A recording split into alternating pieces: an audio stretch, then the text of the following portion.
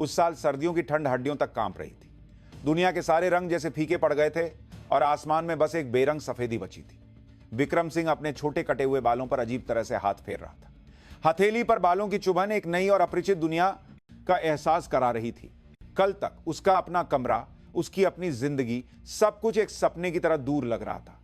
कल से वह सिर्फ 20 साल का नौजवान विक्रम सिंह नहीं, बल्कि देश की रक्षा करने वाला एक सैनिक कहलाएगा। एक ऐसी पहचान जिसका बोझ बहुत भारी था।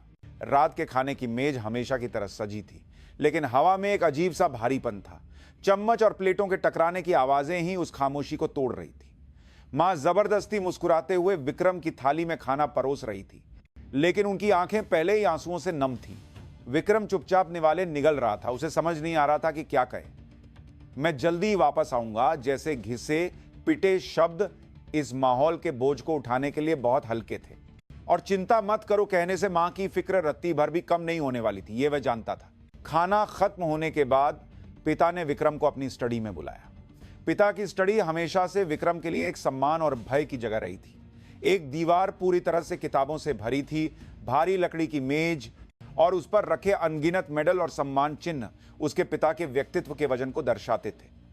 उसके पिता ने 2 सितारों वाली वर्दी नहीं पहनी थी, लेकिन उनके कंधे हमेशा एक जनरल की तरह चौड़े और मजबूत लगते थे। विक्रम पिता ने धीमी गहरी आवाज में अपने बेटे का नाम लिया।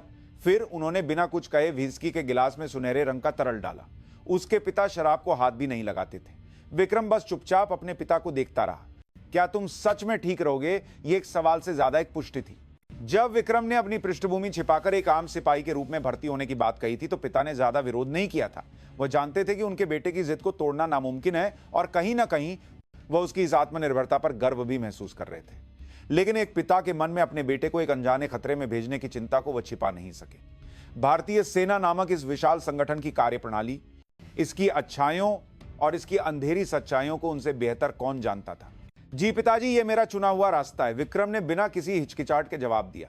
उसकी आवाज में 20 साल के नौजवान का आत्मविश्वास और खुद को साबित करने की एक मजबूत इच्छा थी। वह जनरल का बेटा वाले टैग के बिना सिर्फ विक्रम सिंह के रूप में इस दुनिया से टकराना चाहता था। वह उस कठोर दुनिया में अपने दम पर मजबूत बनना चाहता था। ठीक है, अगर तुम्हारी यही इच्छा है तो मैं नहीं रोकूंगा, लेकिन एक बात हमेशा याद रखना, सेना समाज नहीं है। वहां सम्मान है, भाईचारा है, लेकिन कभी कभी वहां अमानवीय हिंसा और अन्याय भी कड़वे पानी की तरह जमा होता है। अगर कभी ऐसा पल आए जब बर्दाश्त करना मुश्किल हो जाए, तो बिना झिझके फोन करना। यह कमजोरी नहीं, बल्कि खुद को बचाने का एक तरीका है। जे की बर्दाश्त करना मुश्किल हो जाए। पिता ने एक ही घूंट में व्हिस्की का गिलास खाली कर दिया। विक्रम ने अपने पिता की आंखों में चिंता की एक झलक देखी, एक गहरी चिंता जिसे वह अपने जवान बेटे के सामने प्रकट नहीं कर पा रहे थे। आप चिंता न करें पिताजी, मैं आपका बेटा हूं, विक्रम ने जानबूझकर और हिम्मत से कहा। उसकी इस बात पर पिता के चेहरे पर एक हल्की सी मुस्कान आई। वो जानते थे कि बेटा जिस आपका बेटा होने का मतलब निकाल रहा है और वो जो सोच रहे हैं उसमें जमीन आसमान का फर्क है, लेकिन उन्होंने उसे टोका नहीं। उस रात विक्रम सो नहीं सका। अपने बिस्तर का जाना पहचाना एहसास, खिड़की से बाहर शहर की रोशनियां, दोस्तों के साथ दीवार पर लगी तस्वीरें, यह सब जल्द ही एक बीती हुई जिंदगी बन जाएगी। इस ख्याल से ही उसका दिल भारी हो गया। क्या मैं सच में यह कर पाऊंगा? क्या मेरा फैसला सही था? अनगिनत विचार उसके दिमाग में घूम रहे थे, लेकिन उसने जल्द ही खुद को संभाला। जब बच नहीं सकते तो सामना करने के अलावा कोई रास्ता नहीं है। और उसने खुद को बार बार दोहराया कि वह कमजोर नहीं है। बचपन से ही पिता के प्रभाव में लगातार व्यायाम करने के कारण उसे अपनी शारीरिक ताकत पर पूरा भरोसा था। उसे विश्वास था कि यह फौज में उसका सबसे बड़ा हथियार साबित होगा। अगली सुबह राजपूत रेजिमेंट सेंटर के सामने लोगों का हुजूम उमड़ा हुआ था। अपने बेटों को विदा करते माता पिता के आंसू, दोस्तों के अजीब मजाक जो अपनी उदासी छिपाने की कोशिश कर रहे थे, और उन नौजवानों के चेहरे जिन पर आने वाले अनजान समय का डर और उत्साह मिला जुला था। सब कुछ एक विशाल भट्टी की तरह उबल रहा था। विक्रम का परिवार भी उस भीड़ में था। मां अपने आंसू नहीं रोक पाई और विक्रम का हाथ कसकर पकड़ लिया। खाना मत छोड़ना, चोट मत लगाना, ठीक है? जी मां, चिंता मत करो, मैं जल्द ही छुट्टी पर आकर आपसे मिलूंगा। पिता ने चुपचाप विक्रम के कंधे थप्पड़ पाए। यह किसी भी शब्द से ज्यादा भारी और सच्चा प्रोत्साहन था। तभी भीड़ से थोड़ा अलग खड़े एक अधेड़ उम्र के व्यक्ति पास आए। वह विक्रम के चाचा थे। उनके कंधे पर एक ब्रिगेडियर का रैंक मजबूती से लगा हुआ था। वह सेना की मिलिट्री पुलिस सीएमपी के एक वरिष्ठ अधिकारी थे। इस लड़के की हिम्मत की तो दाद देनी पड़ेगी। चाचा जोर से हंसे और विक्रम के सिर पर हाथ फेरा। वहां जाकर कोई गड़बड़ मत करना और सेहत का ध्यान रखना। कोई भी दिक्कत हो तो पता है ना, चाचा ने आंख मारी। विक्रम बस मुस्कुरा दिया। उसका परिवार इतना शक्तिशाली था कि भारतीय सेना का सेनाध्यक्ष भी उनसे टकराने से पहले 2 बार सोचता। लेकिन विक्रम इस ताकत का सहारा नहीं लेना चाहता था। वह अपने दम पर खड़ा होना चाहता था। अंदर जाने का समय हो गया और लाउडस्पीकर पर रंगरूटों को बुलाने की आवाज गूंजने लगी। अब सच में विदा होने का समय था। विक्रम ने अपने परिवार की ओर आखिरी बार झुककर प्रणाम किया और फिर मुड़ गया। उसने कसम खाई कि वह पीछे मुड़कर नहीं देखेगा और ट्रेनिंग सेंटर के लोहे के गेट की ओर चल पड़ा। जब तक उसका चेहरा अनगिनत रंगरूटों की कतार में गायब नहीं हो गया, उसके पिता और चाचा मजबूती से खड़े उसे देखते रहे और मां चुपचाप आंसू बहाती रही। जैसे ही उसने लोहे का गेट पार किया, बाहर की दुनिया का सारा शोर बंद हो गया और केवल उस्ताद की तीखी चीखें ही उसके कानों में गूंज रही थी। विक्रम सिंह की फौजी जिंदगी की शुरुआत हो चुकी थी। कठोर ट्रेनिंग और आगे का प्रशिक्षण पूरा करने के बाद विक्रम को आखिरकार उसकी यूनिट में तैनाती मिली। कश्मीर में नियंत्रण रेखा एलओसी के पास स्थित राजपूत राइफल्स की एक खतरनाक घातक प्लाटून। नाम से ही हड्डियों में सिहरन पैदा करने वाली उस जगह का रास्ता लंबा और कठिन था। खाते हुए फौजी ट्रक में बैठे अंतहीन पहाड़ी रास्तों से गुजरते हुए विक्रम चुपचाप बाहर के उजाड़ नजारों को देख रहा था। अब असली लड़ाई शुरू होने वाली थी। यूनिट के गेट से गुजरते ही उनका स्वागत जोशीले नारों और सख्त चेहरे वाले सीनियर्स ने किया। नए सिपाहियों को ले जा रहा हवलदार का चेहरा ठंडा था और उसकी आवाज किसी चाकू की धार की तरह तेज थी। विक्रम को घातक प्लाटून में भेजा गया था, जो पूरी बटालियन में सबसे कठिन ट्रेनिंग और सबसे कड़े अनुशासन के लिए जानी जाती थी।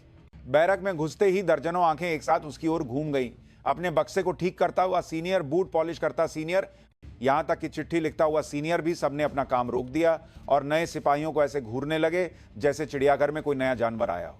उनकी नजरों में खुली जिज्ञासा के साथ एक नई पदानुक्रम को स्थापित करने की कोशिश भी थी।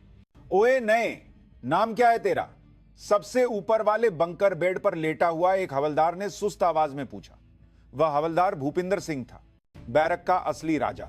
चिलचिलाती गर्मी में भी वह बैरक की सबसे ठंडी जगह पर कब्जा जमाए रहता और कोई भी उसके मिजाज को छेड़ने की हिम्मत नहीं करता था। उसके इर्द गिर्द नायक और लांस नायक साय की तरह चिपके रहते थे। सिपाही विक्रम सिंह। विक्रम ने अपना रैंक और नाम चिल्लाते हुए कमर सीधी कर ली। उसकी आवाज में दम था और उसके शरीर की मुद्रा में जरा भी ढीलापन नहीं था। जैसा ट्रेनिंग में सिखाया गया था बिल्कुल वैसा ही। लेकिन हवलदार भूपिंदर को यह अच्छा नहीं लगा। आमतौर पर नए सिपाही यूनिट में आते ही सहम जाते हैं, उनकी आवाज दब जाती है और कंधे झुक जाते हैं।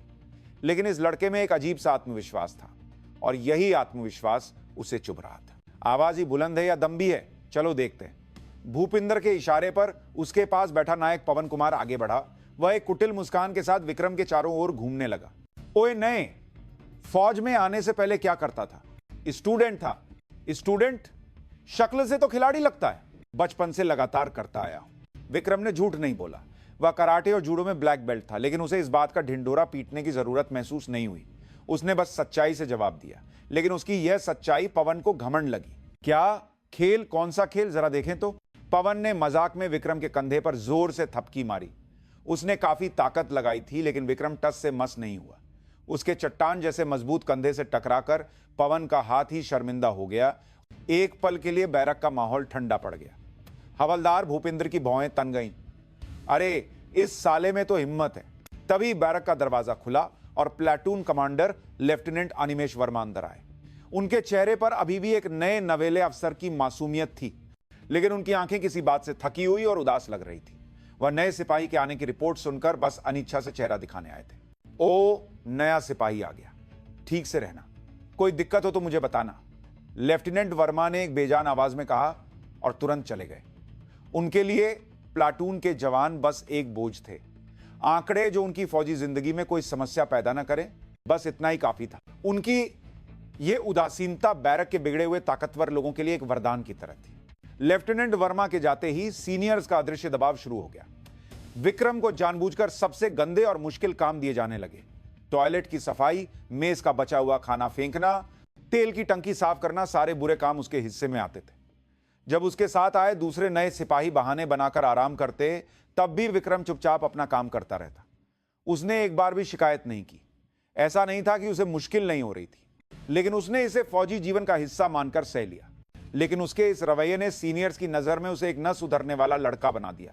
वे उसकी हिम्मत को तोड़ना चाहते थे और इसके लिए वे बेचैन थे।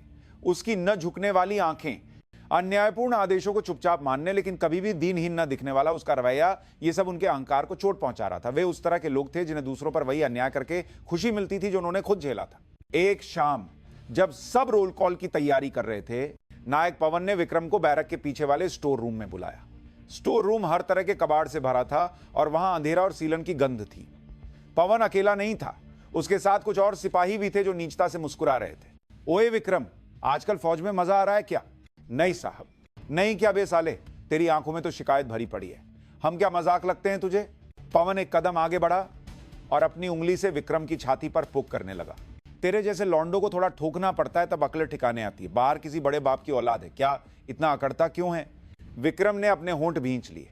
यहां उसे क्या जवाब देना चाहिए? वह न तो हां कह सकता था और नहीं ना, वह बस चुप रहा। उसकी चुप्पी ने आग में घी का काम किया। यह साला आखिर तक हमारी बेइज्जती करेगा। पवन का घूंसा हवा में लहराया। विक्रम पलक झपकते ही उससे बच सकता था, लेकिन उसने ऐसा नहीं किया। उसे पता था कि अगर वह बच गया या उसने हमला रोक दिया तो स्थिति हाथ से निकल जाएगी। उस पर सीनियर पर हाथ उठाने का इल्जाम लग जाएगा। उसने अपनी आंखें कसकर बंद कर ली। एक भारी धम्म की आवाज के साथ उसकी पसलियों में एक तेज दर्द उठा। उसकी सांस रुक गई। ऊहो! जैसे ही विक्रम दर्द से कराते हुए घुटनों पर गिरा, पवन और दूसरे सिपाही किसी भूखे भेड़िए की तरह उस पर टूट पड़े। उन्होंने पेट, पीठ, जांघों पर लातें बरसानी शुरू कर दी। एक बेरहम हिंसा की बौछार हो रही थी। विक्रम खुद को समेटकर बस उस दर्द के गुजर जाने का इंतजार करता रहा। यह कोई ऐसी गंभीर मारपीट नहीं थी जिससे हड्डियां टूट जाएं, लेकिन उसका पूरा शरीर नीले निशानों से भर गया था और उसे ऐसा दर्द हो रहा था जैसे हड्डियां चटक रही हो। कितना समय बीता होगा?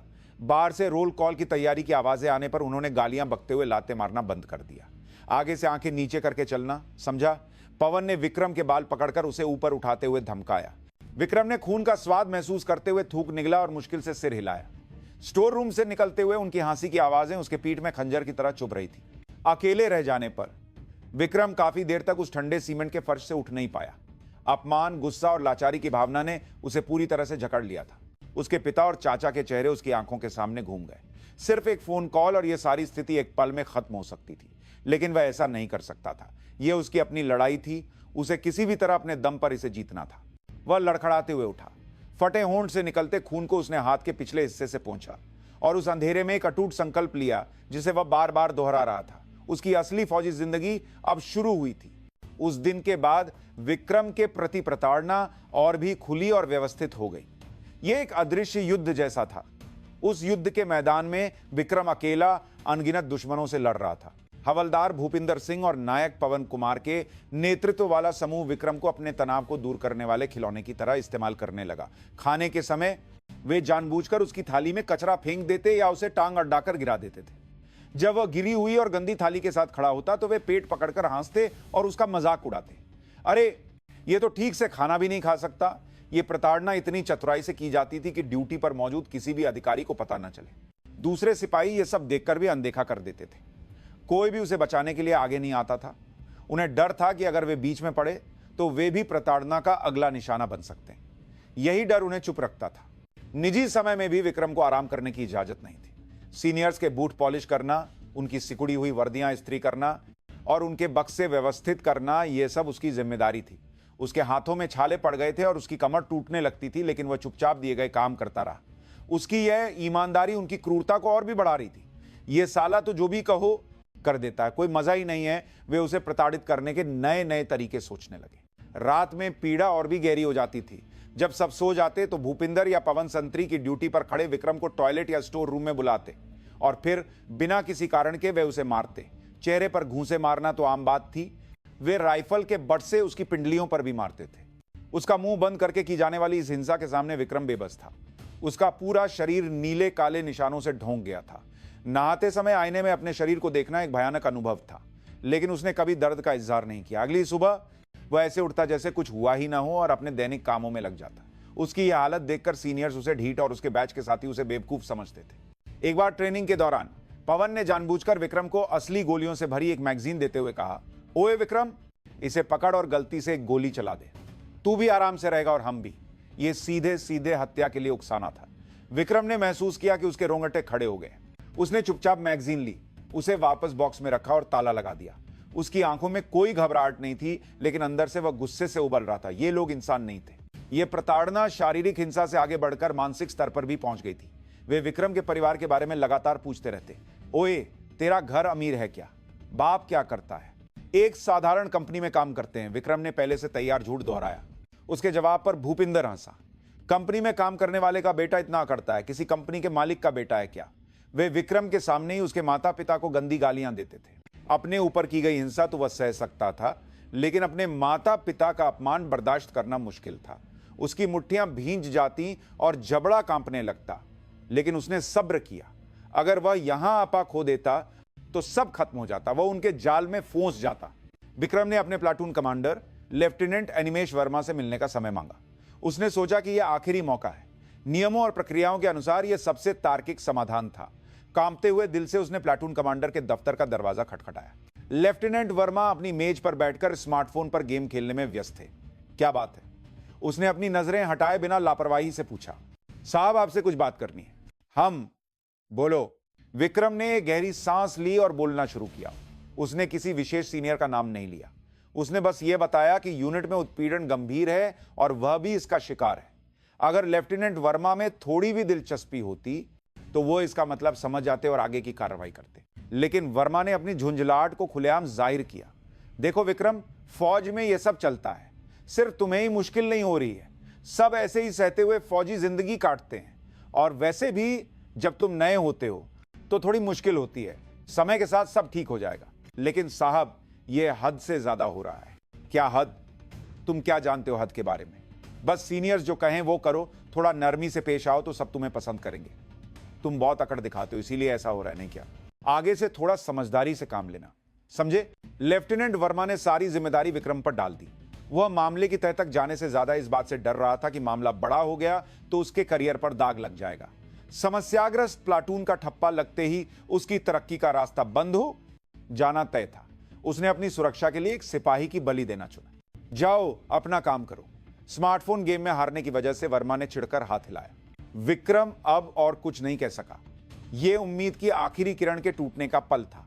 प्लाटून कमांडर के दफ्तर से बाहर निकलते हुए उसके कदम 1000 किलो के लग रहे थे। निराशा ने उसे घेर लिया था। अब कहीं कोई सहारा नहीं था। इस नरक जैसी जगह में उसे बचाने वाला सिर्फ वह खुद था। उस रात विक्रम सोते हुए साथी सिपाहियों को देखकर सोच में पड़ गया। क्या वह ऐसे ही सब कुछ सहता रहेगा या सब कुछ ताक पर रखकर अपने पिता को फोन करेगा?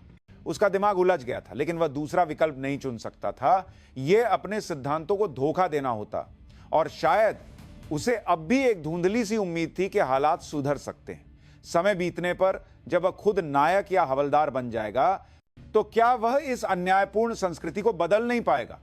उसने ऐसी ही एक व्यर्थ आशा पाली, लेकिन हकीकत ने उसकी उम्मीदों का मजाक उड़ाया। लेफ्टिनेंट वर्मा से उसकी मुलाकात की खबर किसी तरह उत्पीड़कों तक पहुंच गई और उन्होंने विक्रम को और भी क्रूरता से प्रताड़ित करना शुरू कर दिया। साला प्लाटून कमांडर से शिकायत करता है, इसकी हिम्मत तो देखो। उन्होंने विक्रम को और भी अलग थलग कर दिया और उसे और भी चालाक तरीकों से पीड़ा देने लगे।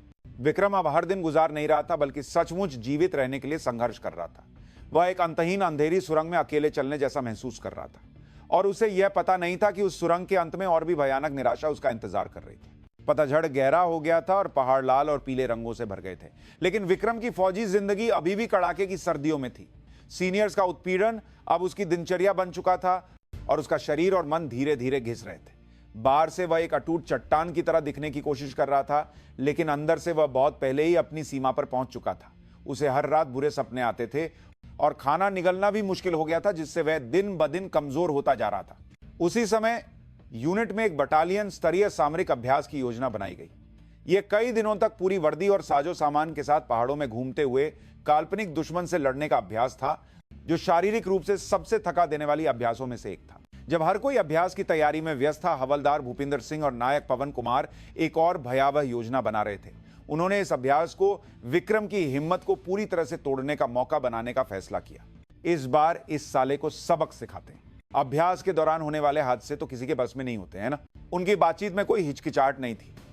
प्लाटून कमांडर लेफ्टिनेंट वर्मा की मौन सहमति के तहत उनकी शक्ति प्लाटून में कानून के बराबर थी। अभ्यास शुरू होते ही विक्रम की पीड़ा चरम पर पहुंच गई। उसकी पीठ पर लदा पिट्ठू दूसरे सिपाहियों की तुलना में बहुत भारी था, जो उसके कंधों को कुचल रहा था। ऐसा इसलिए था क्योंकि पवन ने चुपके से अपने पिट्ठू में रखे संचार उपकरण और अतिरिक्त बैटरियां भी विक्रम के पिट्ठू में डाल दी थी। वजन लगभग 50 किलो था, लेकिन विक्रम ने दांत भींचकर चलना जारी रखा। हर बार जब वह खड़ी पहाड़ी पर चढ़ता तो उसकी सांस फूल जाती और उसकी रीढ़ की हड्डी में टूटने जैसा दर्द होता। ओए विक्रम, पीछे मत रहे साले, आगे चल रहे। पवन ने पीछे मुड़कर चिल्लाया। वह जानबूझकर चलने की गति बढ़ाकर विक्रम को परेशान कर रहा था। उसके घुटने और टखने पहले ही जवाब दे चुके थे, लेकिन विक्रम अपनी मानसिक शक्ति से टिका रहा। अगर वह यहां गिर गया तो उसे और भी बड़े मजाक और उत्पीड़न का सामना करना पड़ेगा। समस्या अभ्यास के तीसरे दिन की रात को हुई। यह रात में घात लगाने का अभ्यास था।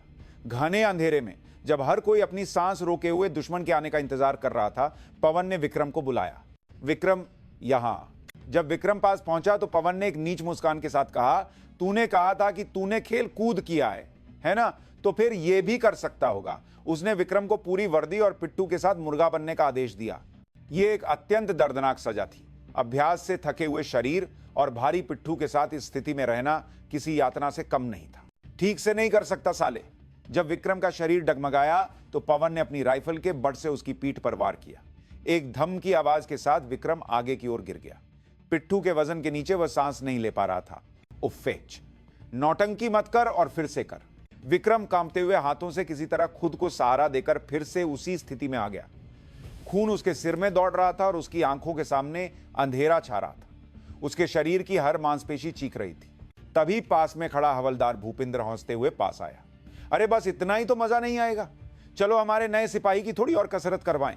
भूपिंदर और कुछ अन्य सिपाहियों ने विक्रम को घेर लिया। फिर उन्होंने उसे खड़ा किया।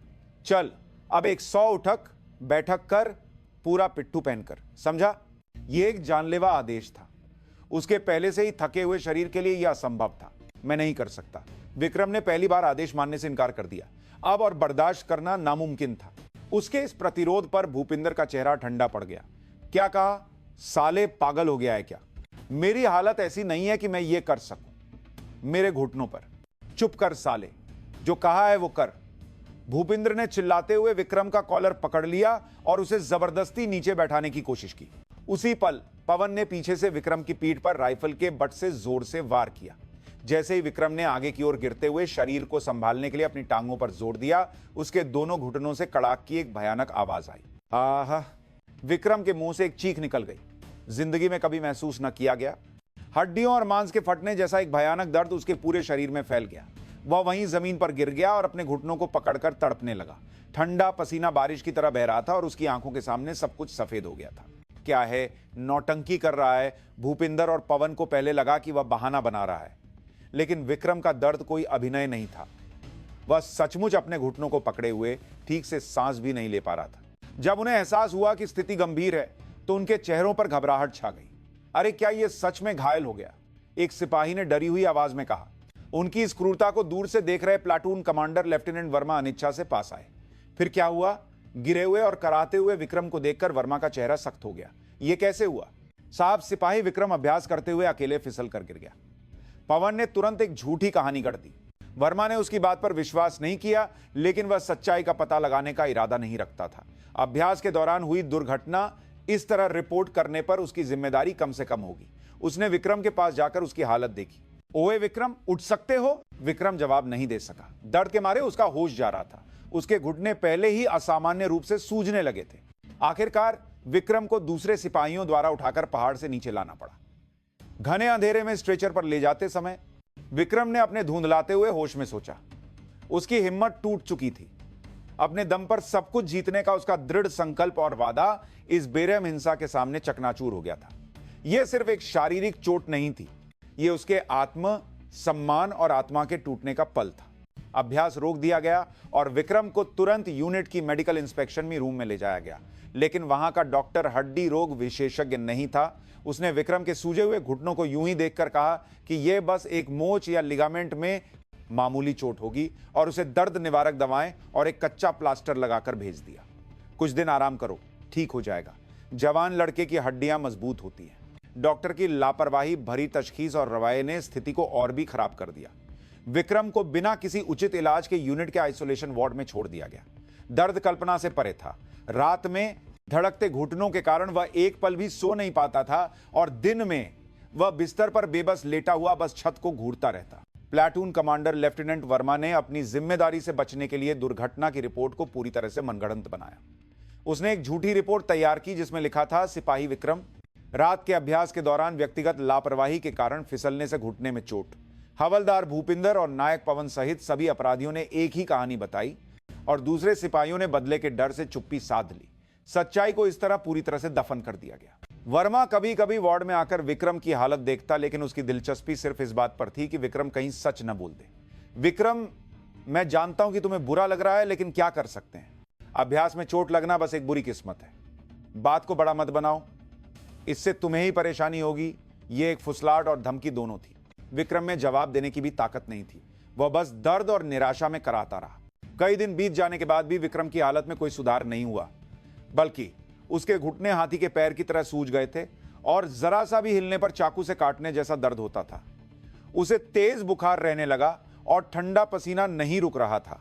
आखिरकार यूनिट ने भी फैसला किया कि उसे और नहीं रखा जा सकता और उसे एक बड़े सैन्य अस्पताल में भेजने का फैसला किया। एम्बुलेंस में सैन्य अस्पताल तक का सफर लंबा और कष्टदायक था। खड़खड़ाती गाड़ी में विक्रम बार बार दर्द से बेहोश होता और फिर होश में आता रहा। अस्पताल पहुंचते ही उसे आपातकालीन कक्ष में ले जाया गया और विस्तृत जांच शुरू हुई।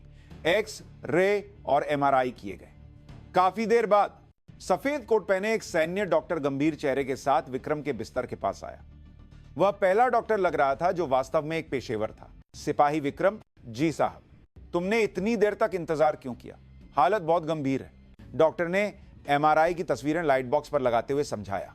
तुम्हारे दोनों घुटनों के एंटीरियर क्रूसिएट लिगामेंट एक्सला पूरी तरह से फट चुके हैं। पोस्टीरियर क्रूसिएट लिगामेंट पीसीएल और साइड के लिगामेंट भी बुरी तरह क्षतिग्रस्त हैं और कार्टिलेज भी फट गया है। यह कोई साधारण चोट नहीं है। ऐसा नुकसान आमतौर पर किसी बड़ी सड़क दुर्घटना जैसे झटके से होता है। डॉक्टर के शब्द विक्रम के लिए मौत की सजा की तरह थे।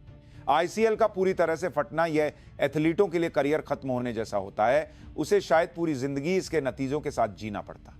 सर्जरी की तत्काल जरूरत है, लेकिन सर्जरी के बाद भी पहले की तरह चलना या दौड़ना मुश्किल हो सकता है। पुनर्वास में बहुत लंबा समय लगेगा और बहुत दर्द होगा। विक्रम कुछ नहीं कह सका। उसका दिमाग सुन्न हो गया था। 20 साल की उम्र में जब जिंदगी बस शुरू ही हुई थी, उसे यह भयानक खबर मिली कि वह शायद जीवन भर लंगड़ा कर चलेगा। बस कुछ महीने पहले वह किसी से भी ज्यादा स्वस्थ शरीर का मालिक था, लेकिन अब ठीक से चलना भी उसके लिए एक असंभव सपना बन गया था। कुछ दिनों बाद विक्रम की सर्जरी हुई। जब वह एनेस्थीसिया से जागा तो उसकी दोनों टांगें भारी प्लास्टर से ढकी हुई थीं। उसे कोई सनसनी महसूस नहीं हो रही थी, लेकिन हड्डियों को चीरने वाला दर्द अभी भी था। वह अब एक ऐसा शरीर बन गया था जो बिना किसी की मदद के कुछ नहीं कर सकता था। बाथरूम जाने के लिए भी उसे दूसरों की मदद या व्हीलचेयर की जरूरत पड़ती थी। सर्जरी के बाद विक्रम सैन्य अस्पताल के एक सामान्य वार्ड में पड़ा रहा। खिड़की के बाहर आसमान ऊंचा और नीला था, लेकिन उसका मन निराशा के भूरे रंग से भरा था। उसके साथ भर्ती दूसरे सैनिक अपने परिवार और दोस्तों से मिलते, हंसते और बातें करते, लेकिन विक्रम से मिलने कोई नहीं आता था। उसने अपने घायल होने की खबर अपने परिवार को नहीं दी थी। वह उन्हें चिंतित नहीं करना चाहता था और सबसे बढ़कर वह अपनी यह दयनीय हालत उन्हें नहीं दिखाना चाहता था। एक जनरल का बेटा, एक मिलिट्री पुलिस के ब्रिगेडियर का भतीजा, फौज में पिटाई की वजह से चलने फिरने में असमर्थ हो गया है, यह वे कैसे समझाता? हर रात वह अकेले आंसू पीता था। गुस्सा, दुख और लाचारी की लहरें उसे घेर लेती थीं। उसे इस हालत में पहुंचाने वाले भूपिंदर और पवन के चेहरे और सब कुछ जानते हुए भी चुप रहने वाले लेफ्टिनेंट वर्मा का कायर चेहरा याद आते ही उसका खून खौल उठता। वे अभी भी अपनी यूनिट में ऐसे रह रहे होंगे जैसे कुछ हुआ ही ना हो। एक दिन विक्रम पुनर्वास चिकित्सा के लिए व्हीलचेयर पर गलियारे से गुजर रहा था। तभी उसे दूसरी तरफ से हौंसी की आवाजें सुनाई दी। वे दूसरी यूनिट के सैनिक थे जो इलाज के लिए आए थे। उन्होंने व्हील चेयर पर बैठे विक्रम को देखकर आपस में कानाफूसी की। इस बेचारे को कहां इतनी चोट लग गई? इसकी तो फौजी जिंदगी बर्बाद हो गई। हां यार, उनकी दया या उपहास भरी नजरें खंजर की तरह विक्रम के दिल में चुभ गई। उसने अपना सिर झुका लिया। उसे लगा कि सब कुछ खत्म हो गया है। अपने दम पर फौजी जिंदगी का सामना करने का उसका संकल्प एक मूर्खतापूर्ण अहंकार था। इस विशाल अन्याय की दीवार के इसमें की सांचा क्यार सामने एक सिपाही धूल के कण से ज्यादा कुछ नहीं था। उस रात विक्रम सो नहीं सका और पूरी रात जागता रहा। छत पर नाचती परछाइयां उसे ऐसे लग रही थीं जैसे वे उसका मजाक उड़ा रही हों। नहीं, ऐसे नहीं, इसे ऐसे ही खत्म नहीं होने दिया जा सकता। वह इस अन्याय को ऐसे ही दबने नहीं दे सकता था। उसने कांपते हुए हाथों से बिस्तर के पास की छोटी दराज खोली। उसमें उसकी छोटी डायरी और कलम थी जो वह भर्ती होते समय लाया था, और डायरी के आखिरी पन्ने पर आपातकाल में संपर्क करने के लिए उसके पिता का डायरेक्ट नंबर और उसके चाचा का नंबर लिखा हुआ था। काफी देर तक हिचकिचाने के बाद उसकी आंखों में वे आंसू भर आए जिन्हें वह अब तक रोके हुए था। अब और बर्दाश्त करने की ताकत उसमें नहीं बची थी। अब कोई आत्म सम्मान भी नहीं बचा था जिसे बचाने की जरूरत थी। उसने व्हीलचेयर को वार्ड के गलियारे के अंत में लगे पब्लिक फोन की ओर धकेला। खड़खड़ाते व्हीलचेयर के पहियों की आवाज असामान्य रूप से जोर से गूंज रही थी। रिसीवर उठाते हुए उसका हाथ कांप रहा था। उसने कांपती उंगलियों से उन नंबरों को एक एक करके दबाया जिन्हें वह दुनिया में सबसे ज्यादा नापसंद करता था। यह उसके पिता का नंबर था। रिसीवर के दूसरी तरफ से एक जानी पहचानी लेकिन दूर की घंटी बजने लगी। विक्रम ने सूखी थूक निगली। उसका दिल पागलों की तरह धड़क रहा था। फोन काट देने की इच्छा और कृपया फोन उठा लें की बेताबी उसके दिमाग में एक साथ चल रही थी। तभी एक भारी और गहरी आवाज सुनाई दी। जनरल राठौर। ये उसके पिता थे। अपने नाम के छोटे से उच्चारण में भी एक जनरल का रौब था। विक्रम का गला एक पल के लिए रूंध गया और वह कुछ नहीं बोल सका। हेलो। रिसीवर के दूसरी तरफ से पिता की आवाज में आश्चर्य था। विक्रम ने बड़ी मुश्किल से मुंह खोला। पिताजी। उसकी आवाज बुरी तरह कांप रही थी और फटी हुई थी। यह इतनी कमजोर आवाज थी कि वह खुद भी हैरान रह गया। रिसीवर के दूसरी तरफ उसके पिता एक पल के लिए चुप हो गए। उन्होंने तुरंत पहचान लिया कि यह उनके बेटे की आवाज है, लेकिन उस आवाज में छिपी निराशा और दर्द के बोझ ने उनकी सांस रोक दी। विक्रम। विक्रम हो तुम? जी पिताजी, मैं विक्रम हूं। शब्दों को जोड़ना भी मुश्किल था। अब तक रोके हुए सारे दुख एक साथ फूट पड़े और आंसू उसके गालों पर बहने लगे। पब्लिक फोन बूथ के ठंडे शीशे पर टिककर वह एक छोटे बच्चे की तरह सिसकने लगा। क्या हुआ? तुम कहां हो? तुम्हारी आवाज ऐसी क्यों है? पिता की आवाज शांत थी, लेकिन उसमें तूफान से पहले की शांति जैसा तनाव था। पिताजी, मुझे चोट लगी है। चोट? कहां? कितनी? घुटने दोनों। सर्जरी हुई है। मैं अभी मिलिट्री हॉस्पिटल में हूं। विक्रम ने रुक रुक कर स्थिति बताई। लिगामेंट फट गया। व्हीलचेयर पर। उसकी बातें सुनते हुए पिता ने एक भी सवाल या आश्चर्य व्यक्त नहीं किया। उनकी यह खामोशी विक्रम को और भी डरा रही थी। चोट कैसे लगी? ट्रेनिंग के दौरान। पिता का सवाल एक तेज चाकू की तरह सीधे मुद्दे पर आया। विक्रम हिचकिचाया। क्या उसे सब कुछ बता देना चाहिए? उसी पल भूपिंदर और पवन के हंसते हुए चेहरे, लेफ्टिनेंट वर्मा का कायर चेहरा उसकी आंखों के सामने घूम गए। अब वह उन्हें माफ नहीं कर सकता था। नहीं तो फिर? यूनिट में मुझे पीटा गया। जैसे ही ये शब्द विक्रम के मुंह से निकले, रिसीवर के दूसरी तरफ की हवा जम सी गई। कुछ सेकंड की खामोशी छा गई। यह खामोशी दुनिया के किसी भी शोर से ज्यादा भारी और भयानक थी। विक्रम सांस भी नहीं ले पा रहा था। किसने? पिता की आवाज बर्फ की तरह ठंडी थी। उसमें गुस्सा या दुख जैसी कोई भावना नहीं थी, बस एक कमांडर की आवाज थी जो तथ्यों की पुष्टि कर रहा था। सीनियर्स मुझे लगातार परेशान करते और मारते थे। प्लाटून कमांडर, कंपनी कमांडर, उन्हें पता था। मैंने प्लाटून कमांडर को बताया था, लेकिन उन्होंने अनदेखा कर दिया। उन्होंने बस मुझसे चुप रहने को कहा। घटना की रिपोर्ट कैसे की गई? ट्रेनिंग के दौरान अकेले फिसलकर घायल होने की रिपोर्ट की गई है। विक्रम की बात खत्म होते ही पिता ने एक गहरी लंबी सांस ली। उस सांस में बेटे के लिए दुख और अफसोस और उनके बेटे को छूने की हिम्मत करने वालों के लिए एक ज्वालामुखी जैसा गुस्सा भरा हुआ था। ठीक है, पिता ने संक्षेप में कहा। तुमने कौन सा अस्पताल बताया? Army hospital research and referral, Delhi. Ward number क्या है? विक्रम ने वार्ड नंबर बताया। कुछ मत करना, किसी से कुछ मत कहना, बस चुपचाप वहीं रहो, समझे?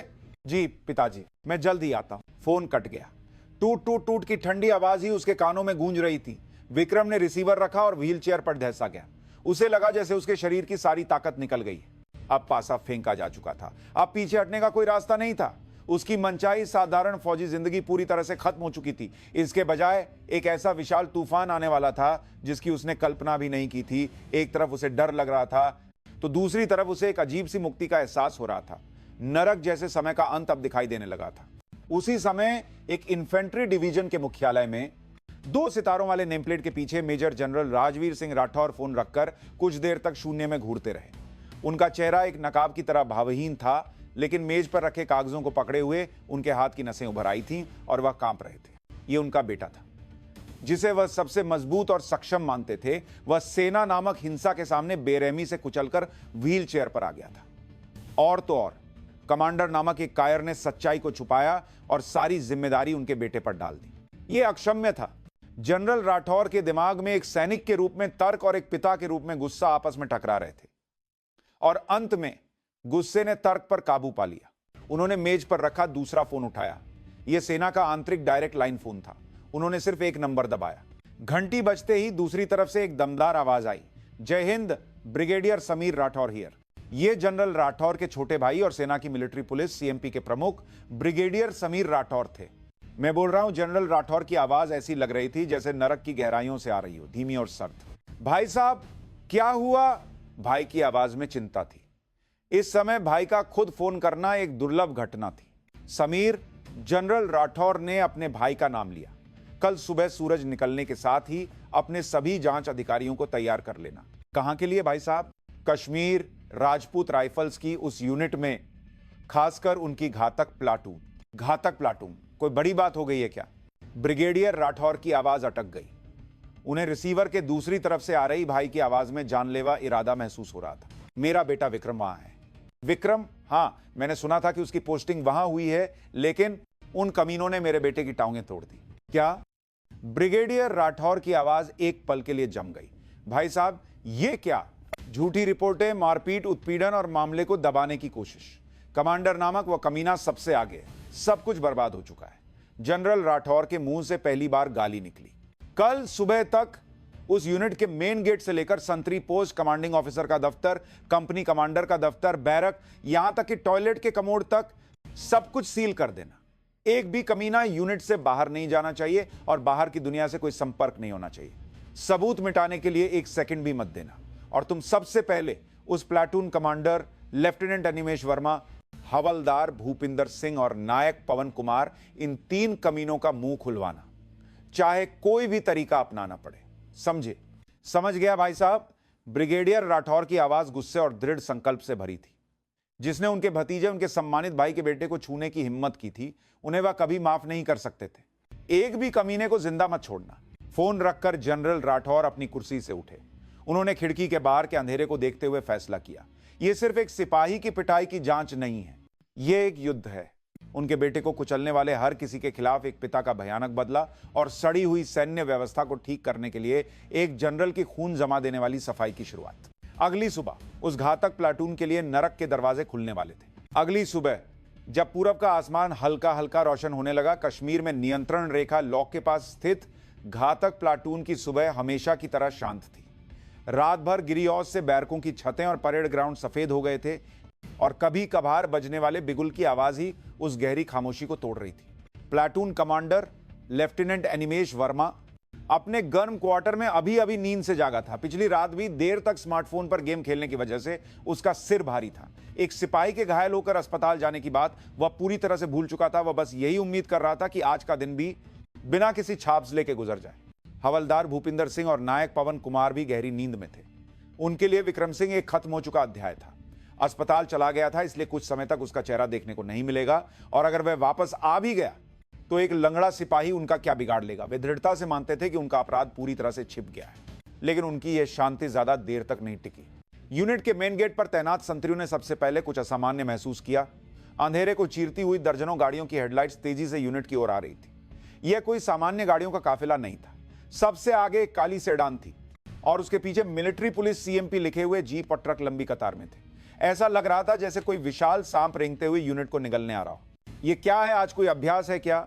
संतरी हैरान थे। तभी सबसे आगे वाली काली सेडान ने तेजी से ब्रेक लगाया और गेट के ठीक सामने रुक गई। गाड़ी से एक अधेड़ उम्र का व्यक्ति उतरा, जिसकी कड़क वर्दी देखकर ही पता चल रहा था कि वह एक उच्च अधिकारी है। उसके कंधे पर ब्रिगेडियर का रैंक चमक रहा था। वह सेना मुख्यालय के मिलिट्री पुलिस के प्रमुख ब्रिगेडियर समीर राठौर थे। उनकी आंखें बर्फ की तरह ठंडी थीं और उनके पीछे आने वाले मिलिट्री पुलिस के जवानों के चेहरों पर कोई भाव नहीं था। गेट खोलो। ब्रिगेडियर राठौर की धीमी आवाज सुनकर संतरी कांप गया। सर आप कौन?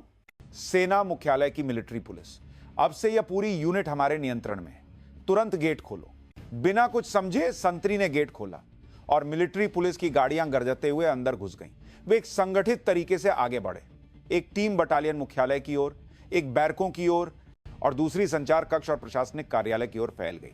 जैसे कोई विशेष बल एक सुनियोजित मिशन को अंजाम दे रहा हो, उन्होंने पलक झपकते ही यूनिट की सभी महत्वपूर्ण जगहों पर कब्जा कर लिया। हिलो मत, सब अपना काम रोककर अपनी जगह पर बैठ जाओ। बैरक में घुसते ही मिलिट्री पुलिस के जवानों ने नींद से जागे हुए हैरान सिपाहियों पर चिल्लाया। इस अचानक हुई घटना से सब स्तब्ध रह गए।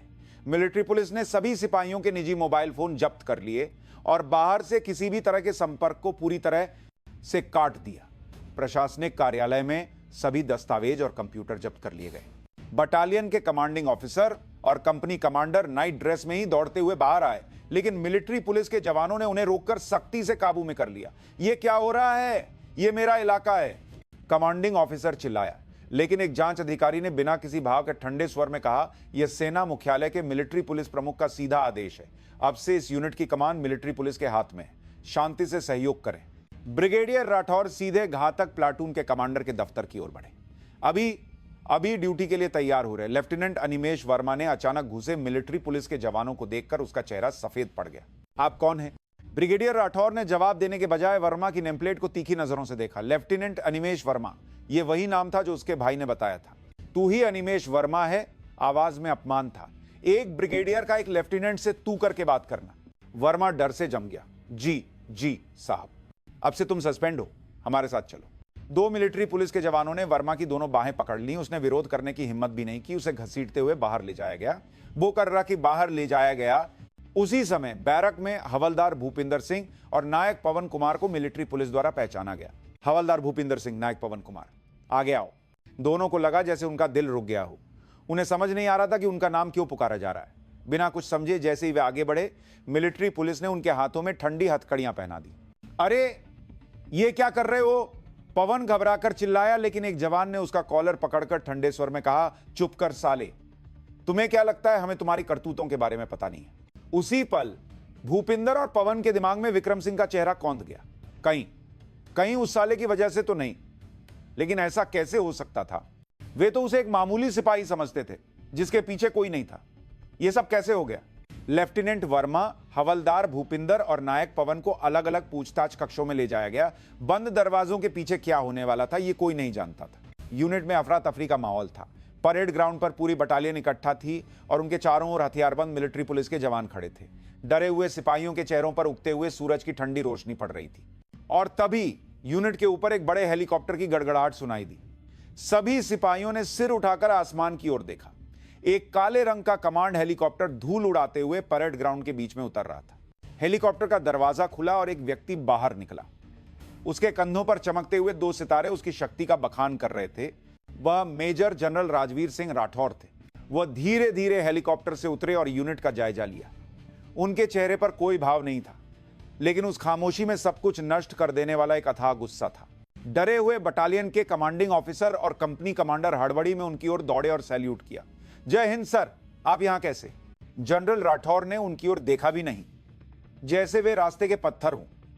उन्होंने धीमी लेकिन इतनी दमदार आवाज में कहा कि परेड ग्राउंड पर मौजूद हर कोई सुन सके, तो यह है वो जगह जहां मेरे बेटे की टोंगे तोड़ी गई। उस एक वाक्य ने परेड ग्राउंड की हवा को पूरी तरह से जमा दिया। जनरल साहब का बेटा। सिपाही एक दूसरे के चेहरे देखते हुए हैरान रह गए। अब सारी पहेली सुलझ गई थी।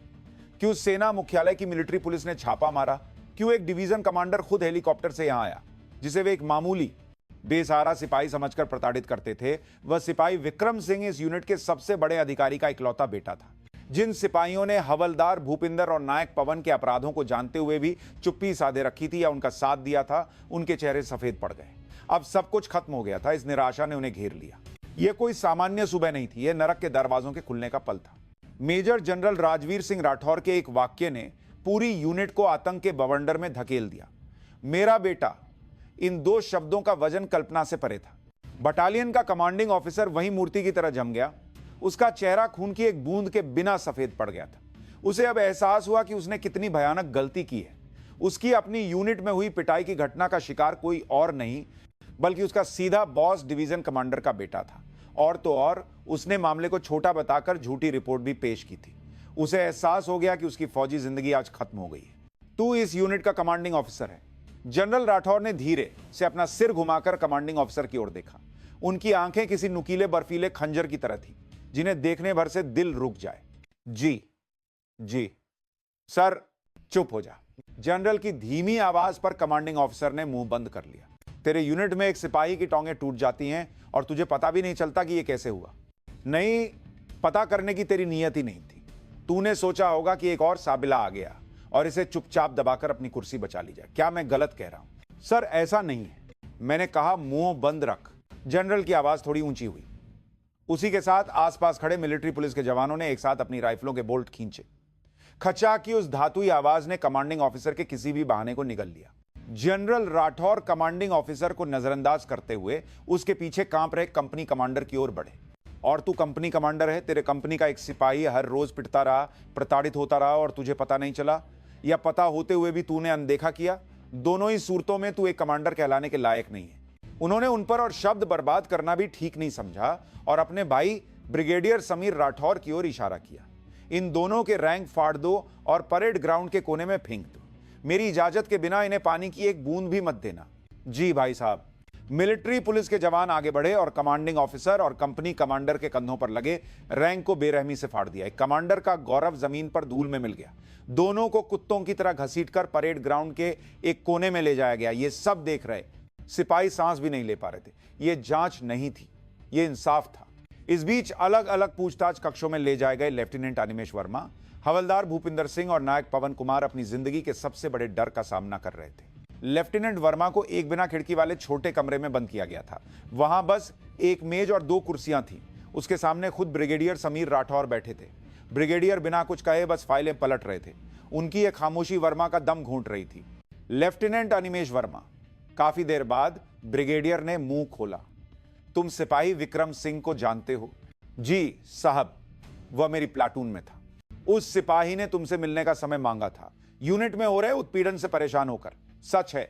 वर्मा की पीठ पर ठंडा पसीना बहने लगा। इन्हें यह कैसे पता चला उसने शांत रहने का नाटक करते हुए झूठ बोला? नहीं साहब, वह बस फौजी जिंदगी में ढलने में मुश्किल महसूस कर रहा था तो मैंने उसे हौसला दिया था। उसी पल ब्रिगेडियर ने अपने हाथ में रखी फाइल को मेज पर धड़ाम से पटका। कमीने, मुझसे झूठ बोलता है। ब्रिगेडियर की धाड़ से वर्मा कांप गया। जिस रात सिपाही विक्रम घायल हुआ उस रात तुम क्या कर रहे थे? दूर खड़े होकर देख रहे थे कि कैसे तुम्हारे जवान एक अकेले सिपाही को प्रताड़ित कर रहे हैं, है ना? और जब वह चीखते हुए गिरा तब भी तुमने एक झूठी रिपोर्ट बनाई कि यह एक दुर्घटना थी, सिर्फ इसीलिए कि तुम्हारी तरक्की पर कोई आंच ना आए। ब्रिगेडियर को सब कुछ पता था। वर्मा का चेहरा सफेद पड़ गया। अब बचने का कोई रास्ता नहीं था। तू एक फौजी होने से पहले एक इंसान भी नहीं है। तेरे जैसे लोगों की वजह से ही फौज सड़ रही है। तेरे पिता क्या करते हैं? क्या उन्हें पता है कि तू ऐसी हरकतें करता है? ब्रिगेडियर ने वर्मा की सबसे कमजोर नस पर वार किया। उसके पिता एक सम्मानित स्कूल के प्रिंसिपल थे। पिता के सम्मान पर दाग लगाने के ख्याल से वर्मा ने अपना सिर झुका लिया। दूसरे पूछताछ कक्षों में स्थिति और भी भयानक थी। हवलदार भूपिंदर और नायक पवन को अनुभवी मिलिट्री पुलिस जांचकर्ताओं ने घेर रखा था। जांचकर्ताओं ने शुरू से ही कोई सम्मानजनक भाषा का इस्तेमाल नहीं किया। ओए पवन, सुना है तूने ही विक्रम को सबसे ज्यादा परेशान किया था? नहीं साहब, मैं तो बस मजाक। धम! एक जांचकर्ता का घूंसा पवन के पेट पर पड़ा। वह सांस नहीं ले पा रहा था। मजाक? एक आदमी की टांगें तोड़कर उसे अपाहिज बना देना मजाक है? साले, यह भी कोई कहने की बात है? ओह, मुंह खोल। जो भी किया है सब अपने मुंह से उगल दे। तूने और भूपिंदर ने मिलकर विक्रम के साथ क्या क्या किया, शुरू से लेकर आखिर तक। एक भी बात छुपाई तो आज तू यहां से जिंदा बाहर नहीं जाएगा। जांचकर्ताओं की आंखों में कोई रहम नहीं था। वे गुस्से में थे। फौज के सम्मान को मिट्टी में मिलाने वाले इन कचरे पर और जनरल के बेटे को छूने की हिम्मत करने वाले इन कमीनों पर। धमकी और थोड़ी शारीरिक हिंसा के बाद जो कमजोरों पर हमेशा मजबूत होते थे, उनका प्रतिरोध ताश के पत्तों की तरह ढह गया। पवन ने सबसे पहले रोते हुए सब कुछ कबूल करना शुरू कर दिया। जब विक्रम पहली बार आया था तब से लेकर कैसे उसे प्रताड़ित किया गया, उसकी थाली पलटना, रात में स्टोर रूम में ले जाकर पीटना, उसके माता पिता को गाली देना और आखिरी अभ्यास की रात को कैसे उसके घुटने तोड़े गए। उसका कबूलनामा बगल के कमरे में भूपिंदर के कबूलनामे से हूबहू मेल खाता था। सभी कबूलनामे रिकॉर्ड किए गए और लिखित रूप में दर्ज किए गए। अवे रंगे हाथों पकड़े जा चुके अपराधी थे। उनका इंसाफ तो अभी शुरू ही हुआ था। परेड ग्राउंड पर जनरल का कहर जारी था। वह पूरी घातक प्लाटून को भंग करने पर तुले हुए थे और अधिकारियों को लताड़ रहे थे।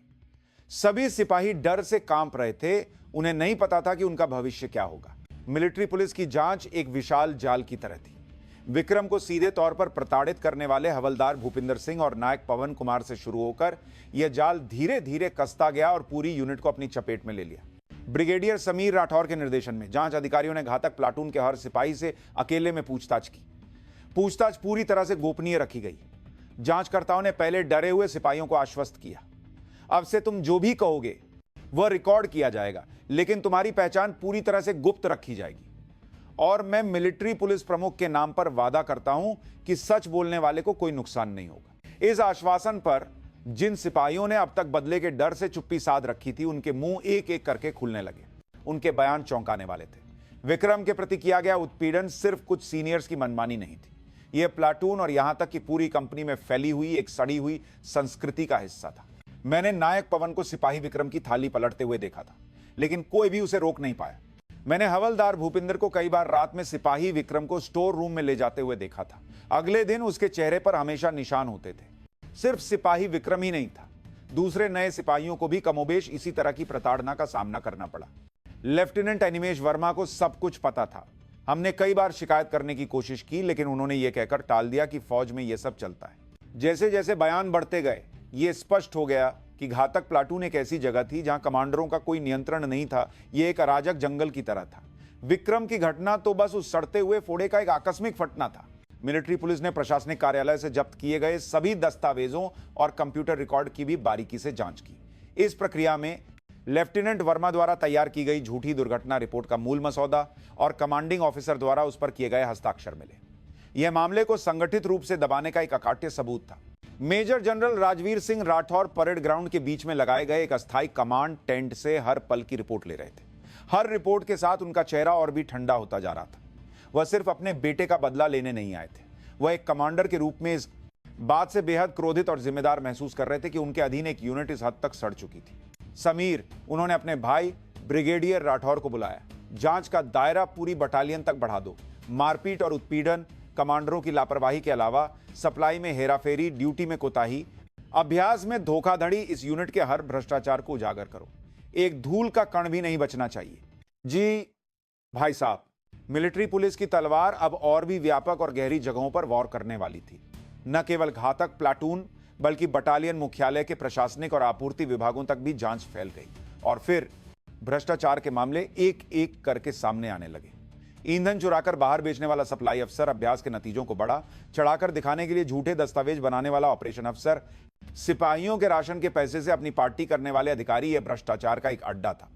यह यूनिट बाहर से तो एके घातक बटालियन की शानदार प्रतिष्ठा रखती थी, लेकिन अंदर से यह जड़ों तक सड़ चुकी थी। जनरल राठौर को एहसास हुआ विक्रम की घटना एक पहले से तय त्रासदी थी। इंसाफ की तलवार कमान की श्रृंखला में तेजी से ऊपर की ओर बढ़ी। कमांडिंग ऑफिसर और कंपनी कमांडर को न केवल निलंबित किया गया, बल्कि उनका कोर्ट मार्शल होना भी तय था। उनकी फौजी जिंदगी सचमुच खत्म हो गई थी। Platoon commander lieutenant Animesh Verma को उत्पीड़न में साथ देने, लापरवाही और झूठी रिपोर्ट देने के आरोप में तुरंत गिरफ्तार कर लिया गया। उसके युवा जीवन के अहंकार और स्वार्थ की कीमत उसे ठंडी सलाखों के पीछे चुकानी पड़ी। मुख्य अपराधी हवलदार भूपिंदर सिंह और नायक पवन कुमार को अधिकारी का अपमान, गंभीर चोट पहुंचाने और ड्यूटी पर मौजूद सैनिक को घायल करने जैसे कई गंभीर आरोपों में सैन्य जेल भेज दिया गया। अपनी सेवानिवृत्ति से कुछ महीने पहले भूपिंदर समाज के बजाय जेल जाने वाला था और पवन को भी अपनी बची हुई फौजी जिंदगी जेल में गुजारनी थी। उन्होंने विक्रम पर जो भी हिंसा और उपहास किया था, वह अब एक ऐसी जंजीर बन गया था जिसे उन्हें खुद ढोना था। उत्पीड़न में साथ देने वाले या चुप रहने वाले दूसरे सिपाहियों को भी सजा मिली। उनकी संलिप्तता की गंभीरता के आधार पर उन्हें क्वार्टर गार्ड, पदावनति या दूसरी यूनिट में स्थानांतरण जैसी सजाएं दी गईं। उन्होंने अपनी कायरता और चुप्पी के परिणाम को अब अच्छी तरह से समझ लिया था। जनरल राठौर का गुस्सा यही नहीं रुका। उन्होंने अपनी कमान की जिम्मेदारी भी महसूस की। एक डिवीजन कमांडर होते हुए मेरी आंखें और कान बंद थे कि मेरी यूनिट इस हालत तक पहुंच गई। मैं भी जिम्मेदारी से नहीं बच सकता। उन्होंने अपने वरिष्ठ कोर कमांडर को सीधे फोन किया और पूरी स्थिति की जानकारी दी और अपने खिलाफ भी अनुशासनात्मक कार्रवाई के लिए तैयार रहने की बात कही। लेकिन कोर कमांडर ने उनके इस कदम की सराहना की। यह पूरी सेना के अनुशासन को ठीक करने का एक मौका था। कुछ ही दिनों में जिसे एलीट घातक बटालियन कहा जाता था, वह हवा में विलीन हो गई। कमांडर या तो बर्खास्त कर दिए गए या गिरफ्तार हो गए और सिपाही इधर उधर बिखर गए। एक छोटे से राज्य की तरह चलने वाली यह यूनिट इस तरह से ढह गई। यह सिर्फ एक यूनिट के भंग होने से कहीं ज्यादा था। यह सेना में व्याप्त अन्याय और हिंसा की श्रृंखला की कमजोर नींव को दर्शाने वाली एक प्रतीकात्मक घटना बन गई। यह सब कुछ विक्रम सैन्य अस्पताल में टीवी समाचार के माध्यम से देख रहा था। सेना की एक यूनिट में गंभीर उत्पीड़न का खुलासा, कई कमांडर दंडित। समाचार में घटना को गुमनाम रूप से रिपोर्ट किया गया था, लेकिन विक्रम जानता था कि यह सब उसकी वजह से शुरू हुआ। उसकी एक फोन कॉल ने एक विशाल साम्राज्य को ढा दिया था। वह व्हील चेयर पर बैठकर खिड़की के बाहर देखते हुए मिश्रित भावनाओं में डूब गया था। संतोष के साथ साथ उसे एक अजीब सा खालीपन और उदासी भी महसूस हो रही थी। क्या यही वह अंत था जो वह चाहता था? जब यूनिट में उथल पुथल मची हुई थी और संबंधित लोगों की जांच चल रही थी, मेजर जनरल राजवीर सिंह राठौर पहली बार अपने बेटे से मिलने आर्मी हॉस्पिटल पहुंचे। उन्होंने जानबूझकर अब तक अस्पताल का दौरा नहीं किया था। वह अपने बेटे से मिलने से पहले एक पिता और एक कमांडर के रूप में अपने कर्तव्यों को पूरा करना चाहते थे। उन्हें अपने गुस्से को शांत करने और अपने बेटे का सामना करने के लिए तैयार होने की जरूरत थी। डिवीजन कमांडर के आने की खबर से पूरे अस्पताल में हड़कंप मच गया। अस्पताल के कमांडेंट खुद उनका स्वागत करने के लिए गेट तक आए, लेकिन जनरल राठौर ने बस हल्का सा सिर झुकाया और सीधे अपने बेटे के वार्ड की ओर बढ़ गए। गलियारे से गुजरते हुए उनके कदमों की आवाज असामान्य रूप से भारी लग रही थी। वार्ड के दरवाजे के सामने खड़े होकर वो एक पल के लिए हिचकिचाए। एक दरवाजे के उस पार उनका बेरहमी से कुचला हुआ बेटा था। उन्होंने एक गहरी सांस ली और दरवाजा खोला। वार्ड में खिड़की के पास विक्रम व्हीलचेयर पर बैठकर शून्य में बाहर देख रहा था।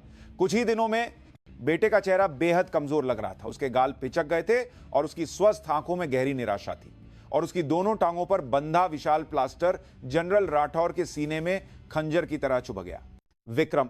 पिता की आवाज सुनकर विक्रम ने धीरे से अपना सिर घुमाया। उसने व्हीलचेयर घुमाकर अपने पिता का सामना किया। विक्रम ने कुछ नहीं कहा, वह कह भी नहीं सकता था। पिता का चेहरा देखते ही उसके अंदर दबी हुई सारी भावनाएं फिर से उमड़ पड़ी। जनरल राठौर धीरे धीरे अपने बेटे के पास गए और फिर उन्होंने चुपचाप व्हीलचेयर के सामने एक घुटना टेक दिया। एक डिवीजन कमांडर जिसके कंधे पर 2 सितारे थे, अपने बेटे की आंखों के स्तर पर आने के लिए घुटनों पर बैठ गया।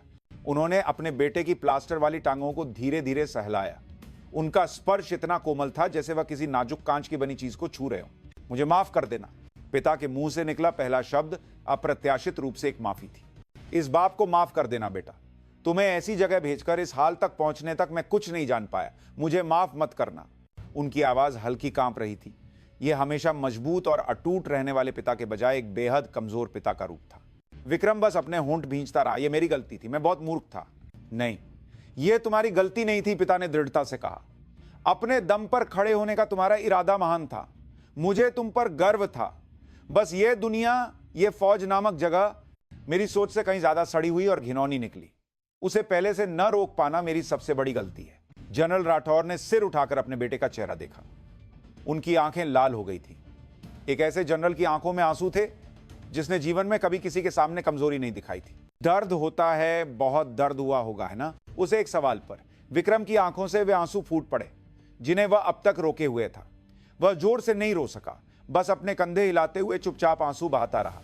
वह अपने पिता के सामने रोना नहीं चाहता था, लेकिन उसका दिल उसके बस में नहीं था। यह आंसू सिर्फ शारीरिक दर्द के लिए नहीं थे।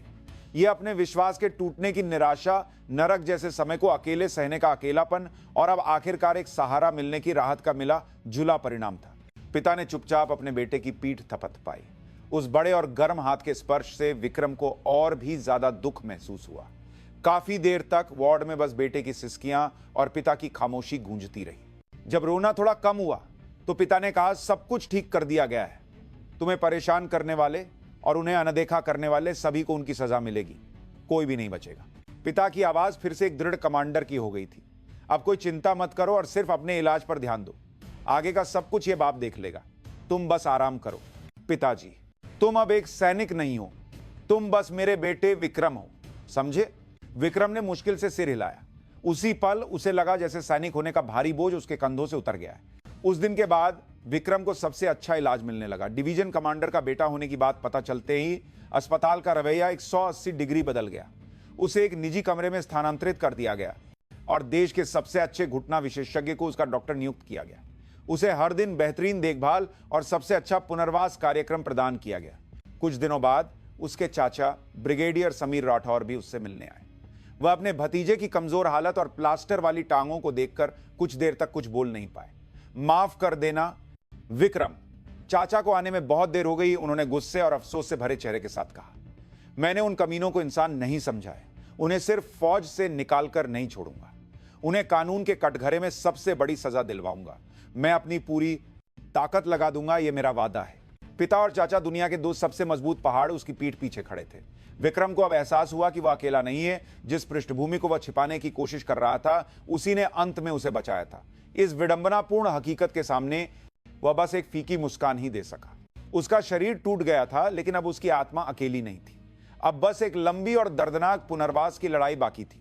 समय बीता और सैन्य अदालत में मुकदमे का दिन आ गया। सैन्य अदालत आम अदालतों से अलग एक सैन्य अड्डे के अंदर स्थित होती है और इसका माहौल कहीं ज्यादा गंभीर और भारी होता है। आरोपियों के कटघरे में कैदियों की वर्दी पहने हवलदार भूपिंदर सिंह, नायक पवन कुमार और लेफ्टिनेंट अनिमेश वर्मा एक साथ बैठे थे। एक समय बैरक और प्लाटून पर हुक्म चलाने वाला उनका रौब अब गायब हो चुका था और वे डरे हुए सिर झुकाए बैठे थे। दर्शकों की दीर्घा में एक तरफ मेजर जनरल राजवीर सिंह राठौर और ब्रिगेडियर समीर राठौर गंभीर चेहरे के साथ बैठे थे। उनका अदालत में होना ही सीप सी पर एक भारी दबाव था। हर कोई जानता था कि यह सिर्फ एक आपराधिक मुकदमा नहीं बल्कि सेना के सम्मान से जुड़ा एक प्रतीकात्मक मुकदमा है। मुकदमा शुरू हुआ और सैन्य अभियोजक ने आरोपियों के अपराधों को एक एक करके गिनाना शुरू किया। आरोपी भूपिंदर सिंह और पवन कुमार ने अपनी शक्ति का दुरुपयोग करते हुए यूनिट के अंदर लगातार पीड़ित सिपाही विक्रम सिंह के साथ मारपीट, धमकी, अपमान जैसे उत्पीड़न किए, जो सैन्य कानून के तहत अधिकारी का अपमान और ड्यूटी पर मौजूद सैनिक को गंभीर चोट पहुंचाने जैसे गंभीर अपराध हैं। विशेष रूप से अभ्यास के दौरान जानबूझकर पीड़ित को चोट पहुंचाकर उसके दोनों घुटनों के एक्सेल को फाड़कर एक स्थायी विकलांगता दी, जो अत्यंत निंदनीय है। जब भी अभियोजक की आवाज अदालत में गूंजती, भूपिंदर और पवन काम जाते। उन्होंने अपने वकील के माध्यम से सजा कम करवाने की कोशिश की। आरोपी अपने किए पर बहुत शर्मिंदा हैं और पीड़ित के साथ समझौता करना चाहते। इसके अलावा यह सेना की एक गलत परंपरा का परिणाम था। उनका इरादा पीड़ित को इतनी गंभीर चोट पहुंचाने का नहीं था। वकील की इस दलील पर जनरल राठौर की भौहें तन गई। गलत परंपरा, शर्मिंदा है, उनके मुंह से हंसी निकलने ही वाली थी। इसके बाद लेफ्टिनेंट अनिमेश वर्मा के मामले की सुनवाई हुई। आरोपी अनिमेश वर्मा ने एक प्लाटून कमांडर के रूप में अपने जवानों की सुरक्षा की जिम्मेदारी के बावजूद पीड़ित की कई शिकायतों को नजरअंदाज किया और उत्पीड़न को बढ़ावा दिया। यहां तक कि घटना के बाद उसने सच्चाई को छुपाया और झूठी रिपोर्ट के माध्यम से जांच में बाधा डालने की कोशिश की। यह एक कमांडर के रूप में अपनी जिम्मेदारियों का स्पष्ट उल्लंघन है और इसने सेना के अनुशासन को गंभीर रूप से नुकसान पहुंचाया। वर्मा के वकील ने उसकी कम उम्र और पहली बार अपराध करने का हवाला देते हुए नरमी की अपील की। आरोपी एक नया नवेला अफसर है जिसे यूनिट चलाने का अनुभव नहीं था। एक पल की गलतफहमी के कारण एक होनहार युवा का जीवन बर्बाद करना बहुत कठोर सजा होगी, लेकिन अदालत अडिग थी। न्यायाधीश ने अपना चश्मा ठीक करते हुए आरोपियों की ओर ठंडी आवाज में कहा, आरोपियों ने सेना जैसे एक विशेष संगठन के भीतर अपनी शक्ति का दुरुपयोग करके एक इंसान के शरीर और आत्मा को बेरहमी से नष्ट कर दिया। यह किसी भी कारण से अक्षम्य, एक अमानवीय अपराध है। विशेष रूप से कमांडर की जिम्मेदारी को भूलकर अपराध को बढ़ावा देने और छुपाने वाले आरोपी अनिमेश वर्मा का अपराध और भी गंभीर है। इसलिए यह अदालत सेना के सम्मान को फिर से स्थापित करने और भविष्य में ऐसी त्रासदियों को रोकने के लिए आरोपियों को कड़ी सजा सुनाती है। आखिरकार फैसले का क्षण आ गया। अदालत में मौजूद हर कोई सांस रोके हुए था। आरोपी भूपिंदर सिंह को 7 साल की कैद, आरोपी पवन कुमार को 5 साल की कैद। यह उम्मीद से कहीं ज्यादा भारी सजा थी। भूपिंदर और पवन के चेहरे सफेद पड़ गए। दर्शकों की दीर्घा में बैठे उनके माता पिता रोने लगे। सेवानिवृत्त होकर समाज में एक नई जिंदगी का सपना देखने वाले उनका भविष्य अब ठंडी जेल की सलाखों के पीछे सड़ने वाला था। आरोपी अनिमेश वर्मा को 3 साल की कैद और सेवा से बर्खास्तगी। वर्मा वहीं गिरते गिरते बचा। कैद की सजा तो भयानक थी, लेकिन बर्खास्तगी एक सैनिक के लिए सबसे बड़ी बदनामी थी। उसकी सारी पेंशन और लाभ छीन लिए जाएंगे और उसका नाम सेना के इतिहास में एक अपमानजनक अध्याय के रूप में दर्ज होगा। उसके एक स्वार्थी फैसले ने उसकी पूरी जिंदगी को बर्बाद कर दिया था। मुकदमा खत्म हुआ और आरोपियों को मिलिट्री पुलिस द्वारा ले जाया गया। वे चिल्लाते हुए अपनी बेगुनाही की दुहाई दे रहे थे, लेकिन कोई भी उनकी नहीं सुन रहा था। जनरल राठौर और ब्रिगेडियर राठौर चुपचाप यह सब देखते रहे। यह अंत नहीं था। मामले को दबाने और झूठी रिपोर्ट में साथ देने वाले कमांडिंग ऑफिसर, कंपनी कमांडर और अन्य अधिकारियों को भी अनुशासनात्मक समिति के सामने पेश किया गया और उन्हें अपमानजनक सेवानिवृत्ति, पदावनति या वेतन कटौती जैसी कड़ी सजाएं दी गई। उनकी एक समय की शानदार फौजी जिंदगी इस तरह खत्म हो गई। इस घटना ने पूरी सेना में एक बड़ी हलचल पैदा कर दी। रक्षा मंत्री ने खुद राष्ट्र से माफी मांगी और सभी यूनिटों में सैन्य संस्कृति में सुधार के लिए विशेष निर्देश जारी किए। सभी यूनिटों में उत्पीड़न की स्थिति की जांच की गई और अनगिनत अन्यायपूर्ण मामले सामने आए और संबंधित लोगों को दंडित किया गया। विक्रम की घटना एक व्यक्ति की त्रासदी से आगे बढ़कर सेना नामक विशाल संगठन के सड़े हुए फोड़े को फोड़ने का एक जरिया बन गई। लेकिन कोई भी इंसाफ विक्रम की टांगों को पहले जैसा नहीं कर सकता था। उसने अस्पताल के बिस्तर पर लेटे हुए मुकदमे का नतीजा समाचार में सुना। अपराधियों को सजा मिलने से उसे राहत मिली, लेकिन उसके मन का खालीपन नहीं भरा। उसे अब जीवन भर एक विकलांगता के साथ जीना था। इंसाफ हो चुका था, लेकिन उसकी पीड़ा तो अब शुरू हुई थी। कानूनी इंसाफ खत्म होने और दुनिया के धीरे धीरे शांत होने पर विक्रम का एक और युद्ध शुरू हुआ। यह पुनर्वास के साथ एक लंबी और दर्दनाक लड़ाई थी। सर्जरी के कई महीने बाद जब प्लास्टर हटाया गया तो विक्रम अपनी टांगों को देखकर स्तब्ध रह गया। लंबे समय तक इस्तेमाल न होने के कारण टांगों की मांसपेशियां पूरी तरह से गायब हो गई थीं और सिर्फ हड्डियां बची थीं। वे सूखी टहनियों की तरह लग रही थी। अब असली शुरुआत होगी। विक्रम के पुनर्वास विशेषज्ञ ने कहा, टूटे हुए लिगामेंट को जोड़ना और हड्डियों को ठीक करना डॉक्टर का काम है, लेकिन फिर से चलना और दौड़ना आपकी इच्छा शक्ति पर निर्भर करता है। यह बहुत मुश्किल और दर्दनाक होगा। कई बार आप हार मान लेना चाहेंगे। पहला पुनर्वास सत्र घुटनों को मोड़ने से शुरू हुआ। यह बहुत ही सरल दिखने वाली क्रिया विक्रम के लिए नरक जैसी पीड़ा लेकर आई। जकड़े हुए जोड़ों और मांसपेशियों में फटने जैसा दर्द हो रहा था और उसकी चीखें निकल रही थी। पसीना बारिश की तरह बह रहा था और कुछ ही प्रयासों के बाद वह थककर चूर हो जाता था। मैं नहीं कर सकता, अब और नहीं, विक्रम दर्द से चिल्लाया। लेकिन विशेषज्ञ कठोर था। अगर आप यहां रुक गए तो आप जीवन भर व्हीलचेयर पर रहेंगे। क्या आपको यह मंजूर है? उस एक वाक्य ने विक्रम को दांत भींचने पर मजबूर कर दिया। उसने व्हीलचेयर पर बैठे हुए अपनी दयनीय हालत को याद किया। वह दूसरों की दया और उपहास के साथ नहीं जीना चाहता था। उसने एक बार फिर दर्द सहते हुए अपने घुटनों को मोड़ा। सिर्फ 1 मिलीमीटर, और मोड़ने के लिए उसने अपने पूरे शरीर की ताकत लगा दी। हर दिन यही प्रक्रिया दोहराई जाती थी। सुबह आंखें खोलना भी एक डर जैसा लगता था। पुनर्वास कक्ष उसके लिए एक नया यातना गृह बन गया था। घुटने के कोण को बढ़ाना, जांघ की मांसपेशियों को मजबूत करने के लिए बिजली के झटके और पानी में चलने का अभ्यास, अनगिनत पुनर्वास कार्यक्रम बिना रुके चलते रहते। दर्द से ज्यादा मुश्किल खुद को धीरे धीरे ठीक होते देखना था। एक समय उड़ने वाला उसका शरीर अब उसकी मर्जी से नहीं चल रहा था। यह सच्चाई उसे गहरी लाचारी में डुबो रही थी। जब वह अपने साथ पुनर्वास कर रहे दूसरे मरीजों को एक एक करके बैसाखी पकड़ते और अंत में अपने पैरों पर चलते देखता तो वह अधीरता और ईर्ष्या से भर जाता था। मैं इतना धीमा क्यों? एक रात वह अकेले पुनर्वास कक्ष में अपने टूटते हुए मन को संभालने की कोशिश कर रहा था। आईने में उसका प्रतिबिंब बहुत दयनीय लग रहा था। तभी उसके पिता, जो अस्पताल का चक्कर लगा रहे थे, अंदर आए। जब से विक्रम को सेना से चिकित्सा के आधार पर सेवानिवृत्त किया गया था, जनरल राठौर लगभग हर दिन अस्पताल में अपने बेटे के पास रहते थे। अभी तक सोए नहीं। पिता ने अपने बेटे के थके हुए कंधे पर हाथ रखा। मुश्किल हो रही है ना? विक्रम ने जवाब देने के बजाय सिर झुका लिया। वह अपने पिता के सामने कमजोर नहीं दिखना चाहता था। हार मान लेना चाहते हो? पता नहीं क्या मैं फिर से पहले की तरह चल और दौड़ पाऊंगा? विक्रम की आवाज में नमी थी। उसकी इस बात पर पिता ने उसके कंधे पकड़कर उसे अपनी ओर घुमाया। विक्रम, मेरी तरफ देखो। पिता ने अपनी वर्दी का एक हिस्सा ऊपर उठाया। वहां एक लंबा और भद्दा निशान था। यह युवावस्था में विशेष बल में सेवा करते समय एक ऑपरेशन के दौरान लगी गोली का निशान था। जब मैं तुम्हारी उम्र का था तो मैं भी यह टोंक होने वाला था।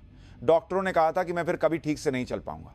मैं भी तुम्हारी तरह निराश था और सब कुछ छोड़ देना चाहता था, लेकिन मैंने हार नहीं मानी। जानते हो क्यों? क्योंकि मुझे विश्वास था कि आने वाला कल आज से बेहतर होगा। अगर तुम कल से 1 मिलीमीटर ज्यादा चल सकते हो तो वही काफी है। अगर तुम कल से 1 सेकंड ज्यादा टिक सकते हो तो वही बहुत है। इस तरह हर दिन टिके रहो और एक दिन तुम खुद इस दरवाजे से चलकर बाहर निकलोगे। पिता के शब्द किसी भी सांत्वना से ज्यादा गहरे विक्रम के दिल में उतरे। सिर्फ वही इस दर्द से नहीं गुजर रहा था। उसके पिता ने भी भयानक पीड़ा को हराकर आज यह मुकाम हासिल किया था। तुम मेरे बेटे हो। तुम एक मजबूत लड़के हो। मुझे विश्वास है कि तुम इस छोटी सी चुनौती से नहीं टूटोगे। पिता के प्रोत्साहन से विक्रम ने फिर से हिम्मत जुटाई। उसने अपने आंसू पोंछे और फिर से पुनर्वास उपकरण पर चढ़ गया। उसने अब अधीर होने का फैसला छोड़ दिया। दूसरों से तुलना करने के बजाय उसने सिर्फ कल के खुद से लड़ने का फैसला किया। उस दिन के बाद विक्रम पूरी लगन से पुनर्वास में जुट गया। जब भी दर्द से चीख निकलती, वह अपने पिता के शब्दों को याद करता। कल से बस 1 मिलीमीटर ज्यादा। वह दांत भींचकर टिका रहा। इस तरह कुछ और महीने बीत गए। उसकी कमजोर टांगों पर धीरे धीरे मांसपेशियां बनने लगीं और उसके घुटने का कोण भी सामान्य के करीब आ गया। आखिरकार जिस दिन उसने बैसाखी के सहारे अपना पहला कदम रखा, विक्रम को लगा जैसे उसने दुनिया जीत ली है। हालांकि वह लंगड़ा रहा था, लेकिन अपने 2 पैरों पर जमीन पर खड़े होने का एहसास कितना बड़ा आशीर्वाद था, यह उसने आज समझा।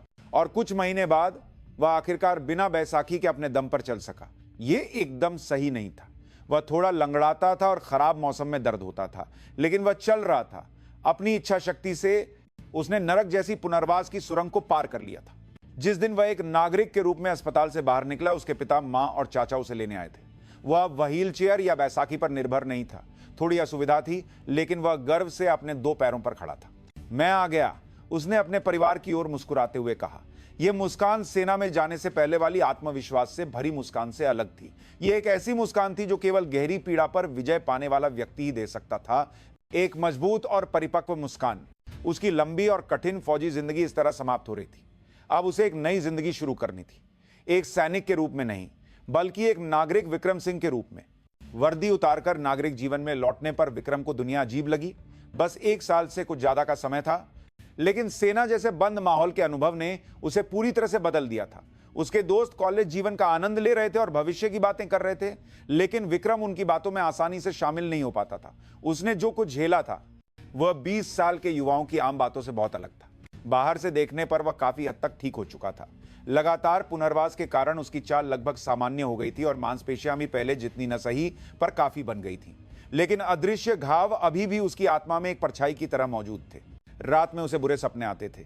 स्टोर रूम में बेरहमी से पिटने का पल, अभ्यास के दौरान घुटनों के टूटने का भयानक दर्द और उसे देखकर हंसते हुए सीनियर्स के चेहरे, सब कुछ जीवंत होकर उसे परेशान करता था। वह अक्सर चीखते हुए नींद से जाग जाता और उसका शरीर ठंडे पसीने से भीग जाता था। भीड़ भाड़ वाली जगहों पर जाना भी मुश्किल हो गया था। किसी के पीछे खड़े होने मात्र से उसे तीव्र चिंता होती और तेज आवाज या चीखने पर उसका शरीर अनजाने में ही अकड़ जाता था। यह post traumatic stress disorder PSD था। डॉक्टर ने मनोचिकित्सा की सलाह दी, लेकिन विक्रम ने मना कर दिया। वह अपनी कमजोरी को स्वीकार नहीं करना चाहता था। वह जबरदस्ती सामान्य दिखने की कोशिश करता था, परिवार के सामने हंसने की कोशिश करता, दोस्तों से मिलने पर मजाक करता, लेकिन अकेले में गहरी लाचारी और उदासी उसे घेर लेती थी। वह अपने कमरे में बंद रहने लगा था। उसके पिता जनरल राजवीर सिंह राठौर अपने बेटे की इस हालत को दुख से देख रहे थे। उन्होंने बेटे की टांगें तो ठीक करवा दी थी, लेकिन मन की बीमारी को वह ठीक नहीं कर सकते थे। उन्होंने अपने बेटे को कोई सलाह या सांत्वना नहीं दी। उन्होंने बस चुपचाप इंतजार करने का फैसला किया जब तक कि उनका बेटा खुद अपने घावों से उबरकर दुनिया में वापस ना आ जाए। एक दिन विक्रम सड़क पर चलते हुए अचानक कुछ सैनिकों से टकरा गया। वे छुट्टी पर आए लग रहे थे और आपस में हंसते खिलखिलाते हुए जा रहे थे। उस पल विक्रम का दिल जैसे रुक गया। धब्बेदार वर्दी, छोटे कटे बाल, ये सब उसकी भूली हुई यादों को फिर से सतह पर ले आया। वह सड़क के बीच में बैठ गया और हांफने लगा। लोग उसे अजीब नजरों से देख रहे थे, लेकिन उसे किसी बात की परवाह नहीं थी। उस घटना के बाद विक्रम को एहसास हुआ कि वह अब अपने घावों को और नजरअंदाज नहीं कर सकता। वह ऐसे नहीं जी सकता था। उसने पहली बार अपने पिता को अपनी हालत के बारे में सब कुछ सच सच बताया। पिताजी, मैं अभी भी बहुत मुश्किल में हूं। मैं ठीक होने का नाटक कर रहा था, लेकिन मैं बिल्कुल भी ठीक नहीं हूं। बेटे के इस कबूलनामे पर पिता ने चुपचाप उसका हाथ पकड़ लिया। मैं जानता था तुम अकेले कितना कुछ सह रहे होगे। मुझे समझ नहीं आ रहा कि क्या करूं। वे यादें मुझे नहीं छोड़ती। विक्रम, घाव कोई शर्म की बात नहीं है, लेकिन उस घाव में कैद होकर जीना मूर्खता है। मदद मांगना कमजोरी नहीं है, बल्कि इसके लिए और भी ज्यादा हिम्मत की जरूरत होती है। पिता उसे एक मनोचिकित्सा केंद्र ले गए। वह जगह विशेष रूप से सेना से संबंधित आघातों का इलाज करती थी। शुरू में विक्रम को अजीब लगा, लेकिन परामर्शदाता से बात करते हुए उसने धीरे धीरे अपना दिल खोलना शुरू कर दिया। उसने परामर्शदाता को अपने साथ हुई हर बात बताई। पिटाई और उत्पीड़न, प्लाटून कमांडर की उदासीनता, घायल होने का पल और व्हील चेयर पर निराशा। बात करते हुए वह कई बार रोया, लेकिन उसे लगा जैसे उसके सीने पर रखा एक भारी पत्थर धीरे धीरे हट रहा है। किसी को अपनी पीड़ा पूरी तरह से बता देना ही एक बड़ा इलाज था। परामर्शदाता ने विक्रम से कहा, विक्रम, जो कुछ भी आपके साथ हुआ वह आपकी गलती नहीं थी। वह एक स्पष्ट अपराध था और आप बस उस अपराध के शिकार थे। खुद को दोष देना बंद करें और उन यादों को जबरदस्ती मिटाने की कोशिश भी न करें। उन यादों को अपने हिस्से के रूप में स्वीकार करें और खुद पर गर्व करें कि आपने उन पर विजय प्राप्त की। मनोचिकित्सा के साथ साथ विक्रम ने एक नया रास्ता खोजना शुरू किया। उसने फिर से व्यायाम शुरू किया। शुरू में उसने तैराकी से शुरुआत की, जो शरीर पर ज्यादा दबाव नहीं डालती। पानी में उसे न तो अपनी टांगों की असुविधा महसूस होती थी और न ही दुनिया का शोर। वह केवल अपनी सांस और गति पर ध्यान केंद्रित कर सकता था। पानी को चीरते हुए आगे बढ़ते हुए उसे लगा जैसे उसका बंद मन धीरे धीरे खुल रहा है। तैराकी से आत्मविश्वास पाने के बाद उसने अपने पुराने सीखे हुए जूडो और कराटे को फिर से शुरू करने के बारे में सोचा, लेकिन उसे डर था कि मैट पर उतरते ही पुराना आघात उसे फिर से घेर लेगा। कुछ दिन हिचकिचाने के बाद उसने अपने चाचा ब्रिगेडियर समीर राठौर को फोन किया। चाचा जी, मैं फिर से व्यायाम शुरू करना चाहता हूं, लेकिन मुझे थोड़ा डर लग रहा है। फोन के दूसरी तरफ चाचा जोर से हंसे। बहुत अच्छा सोचा मेरे शेर, डरने की क्या बात है। तुम्हारे अंदर सोए हुए बाघ को फिर से जगाने का समय आ गया है। मैं तुम्हारे लिए एक अच्छी जगह ढूंढता हूं। कुछ दिनों बाद चाचा विक्रम को एक जिम में ले गए। यह कोई सामान्य ट्रेनिंग सेंटर नहीं था, बल्कि एक ऐसी जगह थी जहां पूर्व विशेष बल के कमांडो और पुलिस के जवान वास्तविक युद्ध कला का अभ्यास करते थे। जिम के अंदर का माहौल गर्मजोशी से भरा था और प्रशिक्षण ले रहे लोगों की आंखें किसी भूखे शिकारी की तरह चमक रही थी। विक्रम उस माहौल से अभिभूत होकर अनजाने में ही पीछे हट गया। क्या मैं यहां ठीक रहूंगा? विक्रम, डर को जीतने का सबसे अच्छा तरीका है डर से भी ज्यादा मजबूत बन जाना, चाचा ने विक्रम के कंधे थपथपाते हुए कहा। विक्रम ने फैसला किया, वह भागेगा नहीं बल्कि सामना करेगा। घाव की परछाई में छिपने के बजाय वह एक ऐसी तेज रोशनी बनेगा जो उस परछाई को ही निगल जाए। उसकी आंखों में फिर से पुरानी चमक लौट आई। विक्रम ने जिस नए जिम में कदम रखा उसका नाम अस्त्र कॉम्बैट था, जो एक ऐसी जगह थी जिसे केवल कुछ ही लोग जानते थे। इसके प्रमुख नौसेना के विशेष बल मार्कोस के एक प्रसिद्ध पूर्व कमांडो थे और उनके प्रशिक्षण का तरीका बेहद कठोर था। यहां कोई केवल व्यायाम सीखने नहीं आता था, हर कोई किसी न किसी कारण से अत्यधिक शक्ति की तलाश में था। पहले दिन प्रमुख ने विक्रम के शरीर को देखकर कहा, शरीर तो ठीक ठाक बना लिया है, लेकिन आंखों में जान नहीं है। तुम डरे हुए हो? विक्रम कुछ नहीं कह सका। प्रमुख की आंखें सब कुछ देख सकती थी। अतीत में क्या हुआ मैं नहीं पूछूंगा, लेकिन यहां कोई बहाना या कमजोरी नहीं चलेगी। या तो टिको या निकल जाओ, दो ही रास्ते। प्रशिक्षण कल्पना से परे था। केवल बुनियादी शारीरिक प्रशिक्षण ही उसे थका देने के लिए काफी था। भारी टायर पलटना, मोटी रस्सियां हिलाना और सैंडबैग पर मुक्के मारना उसके शरीर की हर मांसपेशी चीख रही थी। विक्रम कई बार जमीन पर गिरा, लेकिन हर बार दांत भींचकर उठा। कल से बस 1 मिलीमीटर ज्यादा। वह अपने पिता के शब्दों को दोहराते हुए टिका रहा। तकनीकी प्रशिक्षण और भी वास्तविक था। यह जूडो या कराटे की तरह नियमों और शिष्टाचार वाला मार्शल आर्ट नहीं था। इसका एकमात्र उद्देश्य दुश्मन को सबसे तेज और प्रभावी तरीके से काबू करना था, जो क्रूरता की हद तक व्यावहारिक था।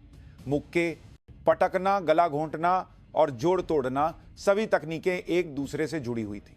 शुरू में विक्रम दूसरे सदस्यों के लिए एक प्रशिक्षण साथी बनने में भी संघर्ष कर रहा था। वे असली जंगली जानवरों की तरह थे। जरा सी भी ढील देने पर वे बिना किसी रहम के हमला करते थे। विक्रम हर दिन चोटों और निशानों के साथ घर लौटता था, लेकिन अजीब तरह से यह सेना में मिली हिंसा से अलग महसूस होता था। यहां का दर्द उसे नष्ट नहीं कर रहा था, बल्कि उसे और भी मजबूत बना रहा था। सबसे बढ़कर यहां कोई कायरतापूर्ण उपहास या अपमान नहीं था। यहां केवल ताकत का शुद्ध सम्मान था। विक्रम के मन में सोई हुई प्रतिस्पर्धा की भावना फिर से जाग उठी। वह सबसे पहले जिम आता और सबसे आखिर में व्यक्तिगत प्रशिक्षण करके जाता। उसकी आंखों का भाव धीरे धीरे बदलने लगा। डरी हुई आंखों में फिर से जान आ गई और पुरानी आत्मविश्वास की चमक लौट आई। प्रमुख चुपचाप विक्रम के इस बदलाव को देख रहे थे। उन्होंने विक्रम में एक सामान्य प्रशिक्षु से कहीं ज्यादा क्षमता देखी। उत्कृष्ट शारीरिक क्षमता के साथ साथ एक बार पकड़ने पर न छोड़ने वाली जिद और सबसे बढ़कर गहरे घाव पर विजय पाने की एक बेताब इच्छा। एक दिन प्रमुख ने विक्रम को अलग से बुलाया। क्या तुम्हें अभी भी किसी को मारने से डर लगता है? हां, थोड़ा सा। सेना के अनुभव ने उसके अंदर हिंसा के प्रति एक गहरा आघात छोड़ा था। उसे डर था कि वह भी किसी को चोट पहुंचाने वाला बन सकता है। मैंने जो तकनीकें सीखी हैं वे कमजोरों को परेशान करने के लिए नहीं है। वे खुद को और जिन्हें हमें बचाना है उन्हें बचाने के लिए हैं। जिसके पास तलवार होती है उसे पहले तलवार न चलाने की कला सीखनी चाहिए, लेकिन जब जरूरत पड़े तो बिना किसी हिचकिचाहट के चलानी भी चाहिए। हिचकिचाने वाली तलवार खुद को ही काट देती है। प्रमुख ने विक्रम को रिंग में बुलाया और फिर उन्होंने खुद भी ग्लव्स पहन लिए। मुझ पर हमला करो अपनी पूरी ताकत से। विक्रम हिचकिचाया, लेकिन प्रमुख की आंखें गंभीर थीं। उसने अपनी मुद्रा बनाई और प्रमुख पर हमला कर दिया, लेकिन उसके हमले बार बार रोक दिए जाते या चूक जाते। प्रमुख की गति पानी की तरह लचीली और चट्टान की तरह मजबूत थी। विक्रम एक भी प्रभावी वार नहीं कर पाया और एक तरफा पिटता रहा। तुम्हारे हमले में जान नहीं है, हिचकिचाहट भरी है। ऐसे हमले किसी को नहीं गिरा सकते। प्रमुख की फटकार से विक्रम को होश आया। उसने अपनी आंखें बंद की। उसे परेशान करने वाले भूपिंदर और पवन के चेहरे, उसे नजरअंदाज करने वाले वर्मा का चेहरा और व्हील चेयर पर निराश बैठे खुद का चेहरा सब याद आ गया। गुस्सा उसके पूरे शरीर में दौड़ गया। उसने अपनी आंखें खोली। उसकी आंखों में अब कोई हिचकिचाहट नहीं थी। ग्रा विक्रम दहाड़ते हुए प्रमुख पर टूट पड़ा। उसकी गति पहले से बिल्कुल अलग थी। हर हरकत में ताकत और गति थी। उसका घूंसा आखिरकार प्रमुख के सीने पर सटीक रूप से लगा। एक भारी वार के साथ प्रमुख पहली बार लड़खड़ाकर पीछे हटे। प्रमुख ने अपना सीना पकड़कर गहरी सांस ली, लेकिन उनके होठों पर एक संतोषजनक मुस्कान थी। हां, यही आंखें चाहिए थी। उस दिन के बाद विक्रम पूरी तरह से बदल गया। वो अब हिंसा से नहीं डरता था, इसके बजाय उसने उसे पूरी तरह से नियंत्रित करना सीख लिया था। उसका शरीर स्टील की तरह मजबूत हो गया था और उसकी तकनीकें एक तेज धार वाली तलवार की तरह निखर गई थी। जिम में अब कोई भी उसे हल्के में नहीं लेता था। वह अब अस्त्र कॉम्बैट के सबसे मजबूत लड़ाकों में से एक माना जाता था।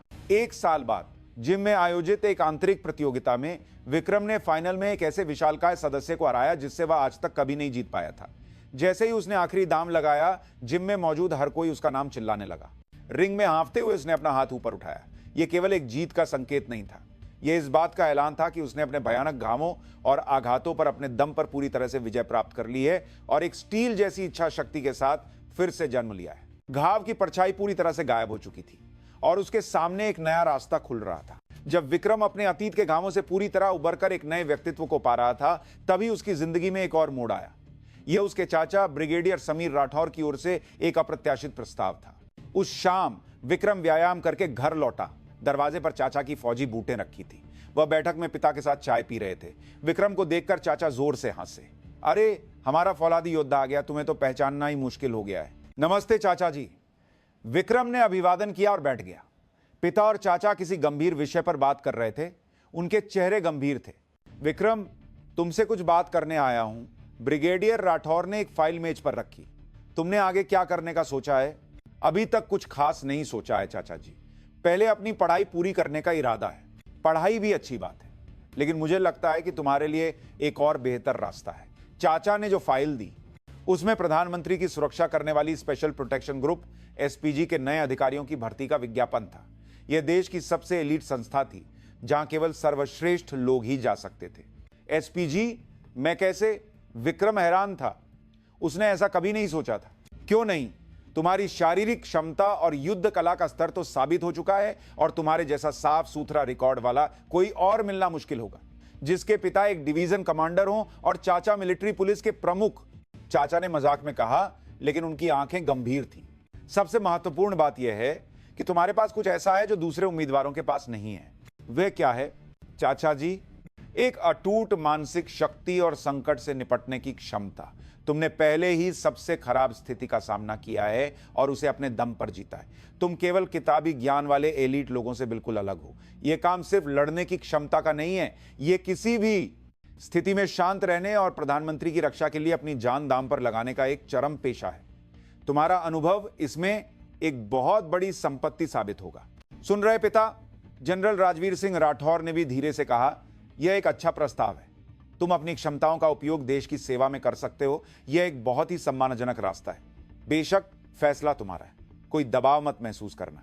विक्रम का मन उलझ गया। एसपीजी अधिकारी, उसने कभी किसी की रक्षा करने वाले जीवन के बारे में गहराई से नहीं सोचा था, लेकिन चाचा की बातें सुनकर उसे अपने दिल में एक गर्मी महसूस हुई। अगर उसकी पीड़ा और उस पर विजय पाने का उसका अनुभव व्यर्थ न होकर किसी की रक्षा करने में काम आ सकता है, तो इससे ज्यादा संतोषजनक और क्या हो सकता है। मुझे सोचने के लिए थोड़ा समय दीजिए। उस रात विक्रम सो नहीं सका और गहरी सोच में डूब गया। एसपीजी अधिकारी बनने का क्या मतलब होगा? यह शायद खुद को फिर से एक चरम स्थिति में धकेलना होगा, लेकिन वह पहले की तरह भागना नहीं चाहता था, बल्कि उसे अपनी सीमाओं को परखने की इच्छा हो रही थी। कुछ दिनों बाद विक्रम ने फैसला किया और अपने चाचा को फोन किया। चाचा जी, मैं ये करना चाहता हूं, मैं एसपीजी के लिए आवेदन करूंगा। शाबाश, मुझे पता था तुम यही कहोगे मेरे शेर। चाचा अपनी खुशी नहीं छिपा सके। एसपीजी की चयन प्रक्रिया कल्पना से भी ज्यादा कठिन थी। लिखित परीक्षा पास करने वाले सैकड़ों उम्मीदवारों को एक सप्ताह तक एक साथ रखकर विभिन्न परीक्षणों से गुजरना पड़ा। लिखित परीक्षा, शारीरिक परीक्षण, निशानेबाजी, युद्ध कला और स्थितिजन्य निर्णय लेने की क्षमता, सोने के समय को छोड़कर उम्मीदवारों को एक पल के लिए भी आराम नहीं दिया गया। विक्रम ने हर चरण में उत्कृष्ट प्रदर्शन किया। वर्षों के व्यायाम से बनी उसकी शारीरिक क्षमता और युद्ध कला का स्तर सबसे ऊंचा था और सेना के अनुभव के कारण चरम स्थितियों में उसकी शांति और निर्णय लेने की क्षमता भी असाधारण थी। विशेष रूप से मुकाबले के परीक्षण में कोई भी उसका सामना नहीं कर सका। उसकी आंखों का तेज और उसका आत्मविश्वास दूसरे उम्मीदवारों पर भारी पड़ रहा था। आखिरी बाधा अंतिम साक्षात्कार थी। साक्षात्कारकर्ता एसपीजी के वरिष्ठ अधिकारी थे। उन्होंने तीखे सवाल पूछे। उम्मीदवार विक्रम सिंह, आपने सेना से चिकित्सा के आधार पर सेवानिवृत्ति ली थी, कारण क्या था? सबसे संवेदनशील सवाल पूछा गया था। विक्रम ने एक पल के लिए सांस रोकी और शांति से जवाब दिया, यूनिट में हुए उत्पीड़न के कारण लगी चोट की वजह से सर। साक्षात्कारकर्ताओं के चेहरों पर एक हल्का सा बदलाव आया। उस अनुभव ने आप पर क्या प्रभाव डाला? सर, उस अनुभव से मैंने 2 बातें सीखी। पहली कि इंसान कितना क्रूर हो सकता है और दूसरी कि इसके बावजूद इंसान कितना मजबूत बन सकता है। मैंने सबसे बुरी निराशा में खुद को बचाना सीखा और फिर से खड़ा होना सीखा। वह अनुभव मेरी जिंदगी की सबसे बड़ी पीड़ा थी, लेकिन साथ ही वह मेरी सबसे कीमती संपत्ति भी बन गई। विक्रम के जवाब में कोई हिचकिचाहट या बनावट नहीं थी। उसकी ईमानदार और मजबूत आवाज साक्षात्कार कक्ष में गूंज रही थी। यदि एक सुरक्षा मिशन के दौरान आपको जिसकी रक्षा करनी है वह आपको अपनी जान देने का आदेश दे तो आप क्या करेंगे? सर, मैं अपनी जान दे दूंगा, लेकिन उससे पहले मैं उस व्यक्ति को बिना अपनी जान दिए सुरक्षित बचाने के सभी तरीकों पर विचार करूंगा। एक स्पीजी अधिकारी का काम लापरवाही से मरना नहीं है, बल्कि किसी भी स्थिति में उस व्यक्ति को जीवित रखना है, ऐसा मैं मानता हूं। साक्षात्कार खत्म हुआ और विक्रम बेसब्री से परिणाम का इंतजार करने लगा और कुछ दिनों बाद उसे अंतिम चयन का पत्र मिला। सैकड़ों प्रतियोगियों को पछाड़कर वह गर्व से एसपीजी के एक नए अधिकारी के रूप में चुना गया था। यह खबर सुनकर उसके पिता और चाचा सबसे ज्यादा खुश हुए। विशेष रूप से पिता ने चुपचाप विक्रम को गले लगा लिया। मुझे तुम पर गर्व है बेटा। सेना में कुचला गया एक युवा अब देश के दिल, प्रधानमंत्री की रक्षा करने वाली एक मजबूत ढाल के रूप में फिर से जन्म ले रहा था। उसकी जिंदगी का दूसरा अध्याय इस तरह से शान से शुरू हो रहा था। एसपीजी में चयन अंत नहीं बल्कि एक नई शुरुआत थी। विक्रम और अन्य नए अधिकारियों को अपनी सफलता का जश्न मनाने का भी समय नहीं मिला और उन्हें तुरंत एक नरक जैसे प्रशिक्षण में झोंक दिया गया। प्रशिक्षण की अवधि 6 महीने थी और यहां का प्रशिक्षण चयन प्रक्रिया से कहीं ज्यादा कठोर और व्यवस्थित था। इस प्रशिक्षण में एक स्पीजी अधिकारी के लिए आवश्यक हर चीज सिखाई जाती थी। निशानेबाजी सबसे बुनियादी थी। हिलते हुए लक्ष्य, बंधकों के बीच छिपे दुश्मन, हर तरह की कठिन परिस्थितियों में बिना किसी चूक के लक्ष्य को भेदना होता था। विक्रम ने अपनी स्वाभाविक एकाग्रता और मजबूत कलाई की बदौलत निशानेबाजी में उत्कृष्ट प्रदर्शन किया। युद्ध कला भी केवल मुकाबले तक सीमित नहीं थी। निहत्थे युद्ध के अलावा लाठी, चाकू जैसे हथियारों का उपयोग और एक साथ कई दुश्मनों से लड़ने की तकनीकें सिखाई जाती थी। हर प्रशिक्षण वास्तविक स्थिति की तरह ही तीव्र होता था। अस्त्र कॉम्बैट में सीखे गए वास्तविक युद्ध कौशल के कारण विक्रम ने इस प्रशिक्षण में भी शानदार प्रदर्शन किया। लेकिन विक्रम के लिए सबसे मुश्किल शारीरिक प्रशिक्षण नहीं था। यह सुरक्षा के कार्य के मूल सार को समझना और उसे अपने व्यवहार में ढालना था। तुम लोग मानव ढाल हो, लेकिन तुम केवल गोलियां रोकने वाले बेवकूफ नहीं हो। तुम एक सोचने वाली ढाल, एक भविष्यवाणी करने वाली ढाल बनना होगा। प्रशिक्षण प्रमुख के शब्दों की तरह सुरक्षा केवल ताकत का खेल नहीं थी। इसके लिए भीड़ में छोटे से छोटे खतरे को पहचानने की तेज नजर, अप्रत्याशित स्थितियों में तुरंत प्रतिक्रिया देने की क्षमता और अनगिनत सुरक्षा परिदृश्यों की पहले से भविष्यवाणी करने और तैयारी करने की सटीकता की आवश्यकता थी। विक्रम और उसके साथी हर दिन काल्पनिक परिदृश्यों का अभ्यास करते थे। प्रधानमंत्री की बड़ी सभाएं, गाड़ियों के काफिले, यहां तक कि भोजन में जहर की जांच, हर स्थिति की कल्पना करके वे अनगिनत बार अभ्यास करते थे। इस प्रक्रिया में विक्रम ने महसूस किया कि सेना में हुए उसके अनुभव अनजाने में ही उसकी मदद कर रहे थे। वह किसी से भी बेहतर इंसान की बुराई और अतार्किक व्यवहार को समझता था। इस अनुभव ने उसे संभावित खतरों का अनुमान लगाने में एक असाधारण क्षमता दी। 6 महीने के नरक जैसे प्रशिक्षण के बाद आखिरकार दीक्षांत समारोह आयोजित किया गया। विक्रम ने सभी प्रशिक्षण पाठ्यक्रमों में सर्वोच्च अंकों के साथ प्रथम स्थान प्राप्त किया। वह अब एक आधिकारिक स्पीजी अधिकारी के रूप में प्रधानमंत्री के आवास, साथ लोक कल्याण मार्ग में अपना पहला कदम रखने वाला था। पहली बार प्रधानमंत्री आवास में प्रवेश करते हुए विक्रम ने एक गर्व का अनुभव किया। भारी लोहे के गेट, कड़ी सुरक्षा और उसके अंदर स्थित प्रधानमंत्री का कार्यालय, यह भारत की शक्ति का केंद्र था। उसे इस जगह और यहां के मुखिया की अपनी जान देकर रक्षा करनी थी। एक नए अधिकारी के रूप में विक्रम को पहले बारी सुरक्षा का काम सौंपा गया। यह प्रधानमंत्री के आवागमन से दूर सुरक्षा घेरे के सबसे बाहरी हिस्से की निगरानी करने का काम था। यह एक उबाऊ काम था, लेकिन विक्रम ने एक पल के लिए भी अपनी सतर्कता कम नहीं की। वह जानता था कि यह जगह सेना से अलग है। एक भी गलती देश के मुखिया की सुरक्षा के लिए खतरा बन सकती थी। वह चुपचाप अपना कर्तव्य निभाता रहा और अपने वरिष्ठ अधिकारियों की हरकतों को ध्यान से देखता रहा। वे एक शरीर की तरह काम करते थे। आंखों के इशारे से एक दूसरे की मंशा समझ लेते थे और संकेतों के अनुसार अपनी स्थिति बदल लेते थे। उनकी हरकतों में एक सेकंड की भी बर्बादी नहीं थी। विक्रम ने महसूस किया कि उसे अभी बहुत कुछ सीखना है। एक दिन विक्रम को आखिरकार क्लोज प्रोटेक्शन टीम सीपीटी में शामिल होने का मौका मिला। प्रधानमंत्री एक अनौपचारिक कार्यक्रम के लिए एक पारंपरिक बाजार का दौरा करने वाले थे और उम्मीद से ज्यादा भीड़ जमा हो जाने के कारण अतिरिक्त सुरक्षा कर्मियों की आवश्यकता पड़ी। विक्रम को अल्फा टीम के सबसे छोटे सदस्य के रूप में प्रधानमंत्री के ठीक बगल में तैनात किया गया। उसका दिल पागलों की तरह धड़क रहा था। भारी भीड़, चारों ओर चमकते कैमरे और प्रधानमंत्री के नारे, इस सब के बीच विक्रम ने अपनी सभी इंद्रियों को सतर्क कर लिया। उसकी आंखें लगातार चारों ओर घूम रही थी। लोगों के हाथ, बैग और चेहरे के भाव, वह कुछ भी चूकना नहीं चाहता था। तभी भीड़ में से एक आदमी अचानक चिल्लाते हुए प्रधानमंत्री की ओर दौड़ने लगा। उसके हाथ में कुछ चमक रहा था। चाकू है। किसी के चिल्लाने के साथ ही बाजार में अफरा तफरी मच गई। जब दूसरे अधिकारी उस आदमी की ओर दौड़े, विक्रम ने सहज रूप से प्रतिक्रिया दी। उसने अपने शरीर को ढाल बनाकर प्रधानमंत्री को ढोंक लिया और साथ ही उन्हें धक्का देकर विपरीत दिशा में धकेल दिया। धड़ाम की आवाज के साथ विक्रम की पीठ पर कुछ टकराने का एहसास हुआ। स्थिति पल भर में नियंत्रण में आ गई। हमलावर को दूसरे अधिकारियों ने तुरंत काबू कर लिया और प्रधानमंत्री को सुरक्षित निकाल लिया गया। विक्रम ने अपना कर्तव्य पूरा होने पर राहत की सांस ली। तभी उसे अपनी पीठ पर कुछ गर्म महसूस हुआ।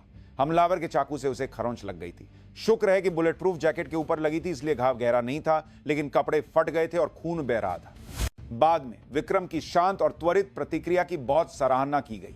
विशेष रूप से प्रधानमंत्री की रक्षा के लिए खुद को आगे कर देने की उसकी सहज प्रवृत्ति ने सभी वरिष्ठ अधिकारियों को प्रभावित किया। उस शाम एसपीजी के निदेशक ने खुद विक्रम को बुलाया। आज बहुत अच्छा काम किया अधिकारी विक्रम सिंह, तुम्हारी वजह से प्रधानमंत्री सुरक्षित रहे। सर, ये मैंने अकेले नहीं किया, पूरी टीम के सहयोग से ही यह संभव हुआ। विनम्र भी हो। तुम्हारी इस हिम्मत और निर्णय लेने की क्षमता की सराहना करते हुए आज से तुम्हें जनशिक close protection team alpha team का सदस्य नियुक्त किया जाता है। विक्रम को अपने कानों पर विश्वास नहीं हुआ। एक नए अधिकारी का सीधे क्लोज प्रोटेक्शन टीम, और वह भी सबसे एलीट अल्फा टीम में शामिल होना एक अभूतपूर्व बात थी। धन्यवाद सर, मैं अपनी जान देकर अपने कर्तव्य का पालन करूंगा। विक्रम ने गर्व से सैल्यूट किया। सेना में त्यागा गया एक सिपाही अब प्रधानमंत्री की परछाई बनकर देश के दिल की रक्षा करने वाला एक एलीट एसपीजी अधिकारी बन गया था। उसकी नई जिंदगी अब सबसे शानदार मंच की ओर बढ़ रही थी। प्रधानमंत्री की क्लोज प्रोटेक्शन टीम में शामिल होने के बाद विक्रम का हर दिन तनाव से भरा रहता था। वह एक परछाई की तरह प्रधानमंत्री के साथ रहता था। घरेलू कार्यक्रमों से लेकर विदेशी दौरों तक वह एक पल के लिए भी अपनी सतर्कता कम नहीं करता था। उसकी शांति और उत्कृष्ट संकट प्रबंधन क्षमता ने उसे अपने सहयोगियों के बीच विश्वास दिलाया और वह जल्दी ही टीम का एक प्रमुख सदस्य बन गया। एक दिन विक्रम को एक अप्रत्याशित जगह पर अपने अतीत का सामना करना पड़ा। प्रधानमंत्री ने सैनिकों का मनोबल बढ़ाने के लिए एक सैन्य अड्डे का दौरा करने का कार्यक्रम बनाया। संयोग से यह वही यूनिट थी जहां विक्रम के पिता डिवीजन कमांडर थे। कार्यक्रम के दिन विक्रम काले सूट में, कान में ईयरपीस लगाए, प्रधानमंत्री के ठीक पीछे खड़ा होकर चारों ओर निगरानी कर रहा था। हेलीकॉप्टर से उतरकर जब प्रधानमंत्री यूनिट के कमांडरों से हाथ मिला रहे थे, विक्रम की नजर एक जाने पहचाने चेहरे पर पड़ी। ये उसके पिता जनरल राजवीर सिंह राठौर थे, जो अपनी सेवानिवृत्ति के करीब थे। पिता ने प्रधानमंत्री के साथ आए सुरक्षा कर्मियों में अपने बेटे को देखकर एक पल के लिए आश्चर्य व्यक्त किया, लेकिन फिर गर्व से मुस्कुरा दिए। दोनों ने बिना कुछ कहे आंखों ही आंखों में एक दूसरे का अभिवादन किया। प्रधानमंत्री ने यूनिट का निरीक्षण करने के बाद सैनिकों के साथ बातचीत के लिए सभागार की ओर रुख किया। सभागार सैनिकों के जोशीले नारों से गूंज रहा था। विक्रम मंच के नीचे से तीखी नजरों से दर्शकों को देख रहा था। तभी उसकी नजर दर्शकों के कोने में बैठे एक सिपाही पर टिक गई। वह दूसरे सैनिकों की तरह न तो नारे लगा रहा था और न ही तालियां बजा रहा था। वह बस एक शून्य भाव से सामने देख रहा था। उसकी वर्दी की नेमप्लेट पर पवन कुमार लिखा था। विक्रम का दिल धक से रह गया। पवन कुमार, उसकी फौजी जिंदगी को नरक बनाने वालों में से एक। शायद वह सैन्य जेल में अपनी सजा पूरी करने के बाद बची हुई सेवा अवधि पूरी करने के लिए इस यूनिट में भेजा गया था। हवलदार भूपिंदर सिंह भी शायद किसी और यूनिट में अपनी सेवा दे रहा होगा। पवन पूरी तरह से बदल गया था। उसका एक समय का घमंडी और हिंसक स्वभाव गायब हो चुका था और वह एक बेजान खोल की तरह लग रहा था। उसकी आंखें खाली थीं और कंधे झुके हुए थे। उसे अभी तक यह एहसास नहीं हुआ था कि मंच के नीचे खड़ा सुरक्षाकर्मी वही विक्रम सिंह है जिसे उसने इतना प्रताड़ित किया था। विक्रम मिश्रित भावनाओं में डूब गया। गुस्सा तो आ रहा था, लेकिन साथ ही एक तरह की दया भी महसूस हो रही थी। क्या यह उसके पापों की सही सजा थी? एक इंसान को बर्बाद करने की कीमत पर एक और इंसान बर्बाद हो गया था। बातचीत खत्म होने के बाद जैसे ही प्रधानमंत्री जाने लगे, एक छोटी सी हलचल हुई। पवन अचानक अपनी जगह से उठा और लड़खड़ाते हुए मंच की ओर बढ़ने लगा। प्रधानमंत्री जी, मैं निर्दोष हूं, कृपया मेरी बात सुनिए। उसके इस अप्रत्याशित कदम पर सुरक्षाकर्मी उसे रोकने के लिए आगे बढ़े, लेकिन विक्रम ने उन्हें हाथ के इशारे से रोक दिया और फिर वह खुद पवन के पास गया। रुको, इससे आगे आए तो तुम्हें एक खतरा माना जाएगा। विक्रम की धीमी और ठंडी आवाज सुनकर पवन रुक गया। तब जाकर उसने अपने सामने खड़े सुरक्षाकर्मी का चेहरा ठीक से देखा और फिर वह स्तब्ध रह गया। तुम तो विक्रम। पवन की आवाज कांप रही थी। यह वह कमजोर सिपाही नहीं था जिसे वह याद करता था। उसके सामने एक एलिट एसपीजी अधिकारी खड़ा था जिसका आत्मविश्वास उसे भयभीत कर रहा था। वह एक कैदी की वर्दी पहन चुका एक मामूली सिपाही था, जबकि विक्रम देश की सत्ता के शिखर पर प्रधानमंत्री की रक्षा कर रहा था। हकीकत इतनी क्रूरता से पलट गई थी। क्या बात है? प्रधानमंत्री ने स्थिति को समझते हुए विक्रम से पूछा। सर, यह मेरी फौजी जिंदगी का एक बुरा अध्याय है, मैं इसे संभाल लूंगा, विक्रम ने प्रधानमंत्री से सिर झुकाकर कहा और फिर पवन की ओर मुड़ा। अगर कुछ कहना है तो औपचारिक प्रक्रिया का पालन करो, यहां हंगामा मत करो। मैं तो बस बहुत अन्याय महसूस कर रहा था। पवन एक बच्चे की तरह बड़बड़ाते हुए रोने लगा। सिर्फ मेरे साथ ही ऐसा हुआ। भूपिंदर की सजा मुझसे ज्यादा थी और वर्मा को तो बर्खास्त कर दिया गया। सब तुम्हारी वजह से। तुमने हमारी जिंदगी बर्बाद कर दी। उसके इस आरोप पर विक्रम ने कोई भाव नहीं दिखाया। हमने तुम्हारे साथ जो किया वह गलत था, मैं जानता हूं, लेकिन यह बहुत ज्यादा है। हम तो बस वही कर रहे थे जो फौज में होता है, फिर सिर्फ हमारे साथ ही ऐसा क्यों?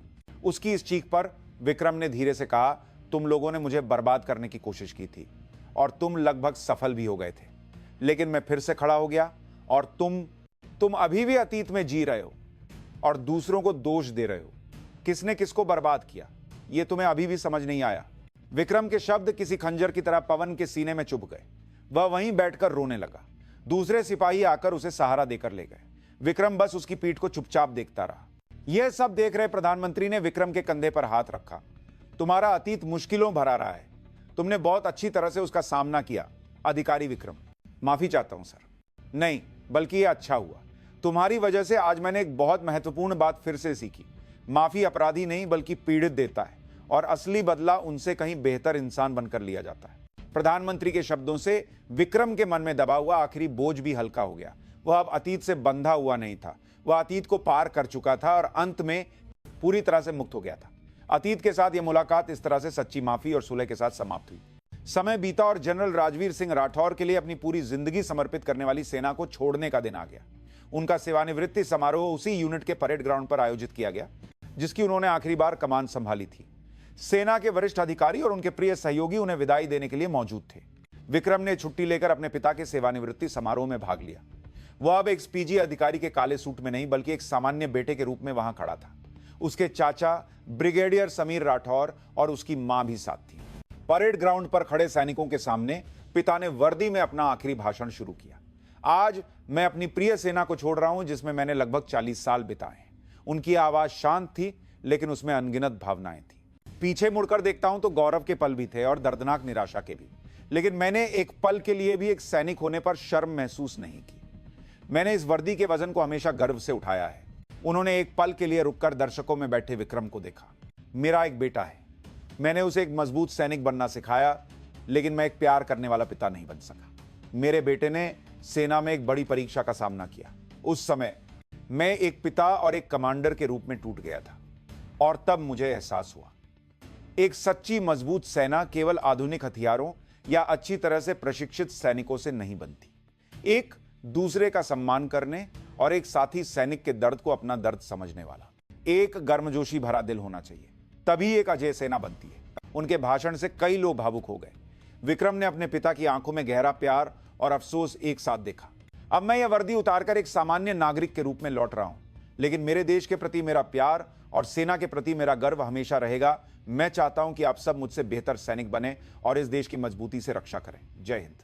भाषण खत्म होते ही तालियों की गड़गड़ाहट गूंज उठी। जूनियर अधिकारियों ने आकर उनके कंधे पर लगे 2 सितारों को हटाया। जीवन भर साथ रहे रैंक के बिना पिता के कंधे कुछ खाली लग रहे थे, लेकिन साथ ही जैसे उन्होंने एक भारी बोझ उतार दिया हो, वे शांत भी लग रहे थे। समारोह के बाद विक्रम अपने पिता के पास गया। पिताजी, आपने बहुत मेहनत की। हाँ बेटा, आने के लिए धन्यवाद। पिता ने मुस्कुराते हुए बेटे के कंधे थपथपाए।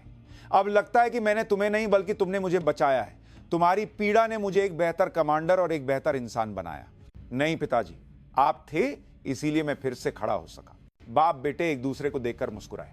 वे अब एक जनरल और एक एसपीजी अधिकारी नहीं थे, बल्कि दुनिया में एक दूसरे के सबसे मजबूत सहारे एक पिता और बेटे थे। उस शाम परिवार ने एक छोटी सी पार्टी की। चाचा ने भाई को शराब देते हुए कहा, भाई साहब, आपने सच में बहुत मेहनत की। अब थोड़ा आराम कीजिए। हाँ, अब बस मछली पकड़ते हुए शांति से जीऊंगा, पिता ने हंसते हुए कहा, लेकिन उनकी आंखें अभी भी भविष्य की ओर देख रही थी। विक्रम, पिता ने विक्रम को बुलाया, तुम मुझसे भी बड़ी दुनिया में उड़ने वाले एक पक्षी बनो, लेकिन हमेशा याद रखना, तुम जहां भी रहो, जो भी करो, हम हमेशा तुम्हारे पीछे रहेंगे। विक्रम ने चुपचाप सिर हिलाया। उसके दिल में एक गर्मजोशी भर गई। नरक जैसी सेना का समय, भयानक चोट और पुनर्वास और एक नई शुरुआत, इस पूरी यात्रा के अंत में उसने आखिरकार परिवार के सबसे कीमती मूल्य को समझा था। उसके घाव अब निशान नहीं थे, बल्कि उसे और भी मजबूत और चमकदार बनाने वाले पदक थे। समय शांति से बीतता गया। पिता सेवानिवृत्ति के बाद गांव में एक छोटा सा घर लेकर मां के साथ एक साधारण जीवन जीने लगे। वह हर दिन बागवानी करते और मछली पकड़ते, और जीवन भर के तनाव से मुक्त होकर उनके चेहरे पर एक सौम्य मुस्कान लौट आई थी। चाचा अभी भी सेना में एक महत्वपूर्ण पद पर थे। विक्रम एसपीजी में एक शीर्ष अधिकारी के रूप में व्यस्त जीवन जी रहा था। उसने अनगिनत खतरों से प्रधानमंत्री की रक्षा की और उसके नाम के आगे हमेशा महान शब्द जुड़ता था। सेना की भयानक यादें अब एक धुंधला अतीत बन गई थीं और वह अपने वर्तमान जीवन से पूरी तरह संतुष्ट था। एक दिन उसे एक पत्र मिला। भेजने वाला अप्रत्याशित रूप से सैन्य जेल में बंद भूपिंदर सिंह था। विक्रम एक पल के लिए हिचकिचाया। वह अतीत को फिर से कुरेदना नहीं चाहता था, लेकिन कुछ सोचकर उसने लिफाफा खोला। पत्र टेढ़ी मेढ़ी लिखावट में शुरू हुआ था। विक्रम को, मुझे नहीं पता कि तुम यह पत्र पढ़ोगे या नहीं, तुम मुझे याद भी नहीं करना चाहोगे। भूपिंदर ने पत्र में अपने अतीत पर गहरा पश्चाताप व्यक्त किया था। उसने लिखा था कि जेल में उसने बहुत सोचा और उसे अब एहसास हुआ कि उसने कितना भयानक अपराध किया था। वह ईमानदारी से माफी मांगना चाहता था, और हालांकि वह माफी के लायक नहीं है, फिर भी वह एक बार माफी मांगना चाहता है। पत्र के अंत में एक चौंकाने वाली जानकारी थी। मुझे यह कहने का कोई हक नहीं है, लेकिन सावधान रहना, वह कमीना अनिमेष वर्मा तुम्हें नहीं छोड़ेगा। पत्र के अनुसार 3 साल की सजा और बर्खास्तगी पाने वाला प्लाटून कमांडर अनिमेष वर्मा कुछ समय पहले ही रिहा हुआ था। उसने जेल में भी अपनी बर्बादी का जिम्मेदार विक्रम और उसके परिवार को ठहराया था और बदला लेने की कस्में खाई थी। उसने सब कुछ खो दिया था, नौकरी, सम्मान, परिवार। बर्खास्तगी के बाद उसकी पत्नी ने उसे तलाक दे दिया था और उसके सम्मानित पिता इस सदमे से बीमार होकर गुजर गए थे। वो अपनी जिंदगी की बर्बादी का बदला लेने के लिए जल रहा था और उसने जेल में कई बार कहा था कि बाहर निकलते ही वह विक्रम को ढूंढकर वही हाल करेगा। उसकी आंखों में पागलपन था। वह कुछ भी कर सकता है, कृपया अपना ध्यान रखना। विक्रम ने पत्र नीचे रखा और गहरी सोच में डूब गया। अनिमेष वर्मा, अपनी कुर्सी बचाने के लिए एक सिपाही के दर्द को नजरअंदाज करने वाला और मामले को दबाने वाला कायर अफसर। वह बदला लेने की फिराक में था। यह एक डरावनी सच्चाई थी। विक्रम ने तुरंत अपने चाचा को फोन करके यह जानकारी दी। चाचा ने तुरंत मिलिट्री पुलिस के नेटवर्क के माध्यम से वर्मा की गतिविधियों पर नजर रखनी शुरू कर दी। कुछ दिनों बाद चाचा का फोन आया, मिल गया। वर्मा अब एक निजी जासूसी एजेंसी में काम कर रहा है। खबर है कि वह तुम्हारे आसपास घूम रहा है। वह बहुत खतरनाक है। यह कोई साधारण बदला नहीं है, सावधान रहना। विक्रम ने अपनी सतर्कता बढ़ा दी। वह एक शीर्ष एसपीजी अधिकारी था, लेकिन एक व्यक्ति का अप्रत्याशित द्वेष एक अलग तरह का खतरा था। वर्मा एक प्रशिक्षित सैन्य अधिकारी था। अगर वह योजना बनाकर हमला करता तो वह एक मुश्किल प्रतिद्वंद्वी हो सकता था।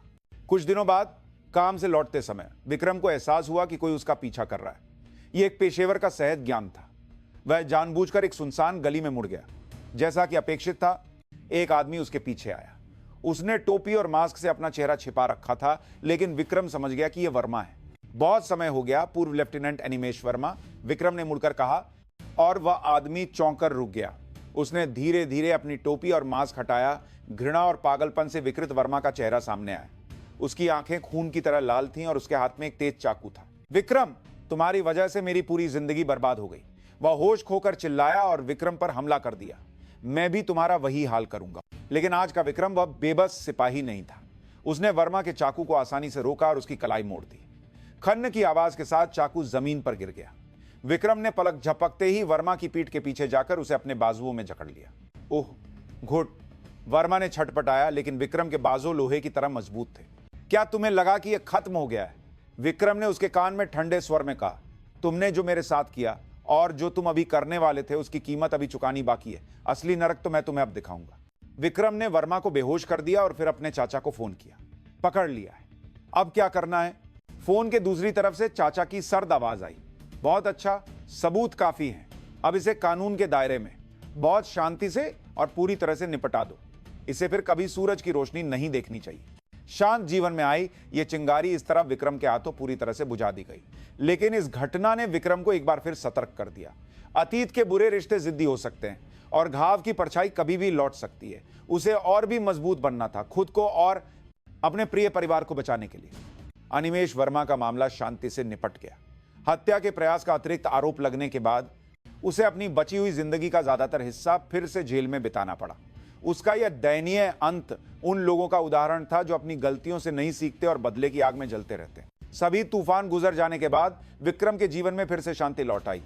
वह अभी भी प्रधानमंत्री के साथ एक शीर्ष एसपीजी अधिकारी के रूप में काम कर रहा था। उसकी आंखें किसी भी खतरे के सामने नहीं कांपती थी और उसका शरीर देश के मुखिया की रक्षा करने वाली सबसे मजबूत ढाल बन गया था। समय बीता और विक्रम भी एक वरिष्ठ अधिकारी बन गया। उसने अपने अनुभव के आधार पर नए अधिकारियों को प्रशिक्षित करने का काम भी शुरू कर दिया। वह प्रशिक्षुओं को केवल तकनीकें ही नहीं सिखाता था। आप सिर्फ किसी की रक्षा करने वाले तकनीशियन नहीं हैं, आप इस देश के दिल की रक्षा करने वाली आखिरी दीवार हैं। इसके लिए एक मजबूत शरीर से ज्यादा एक मजबूत दिमाग की जरूरत होती है।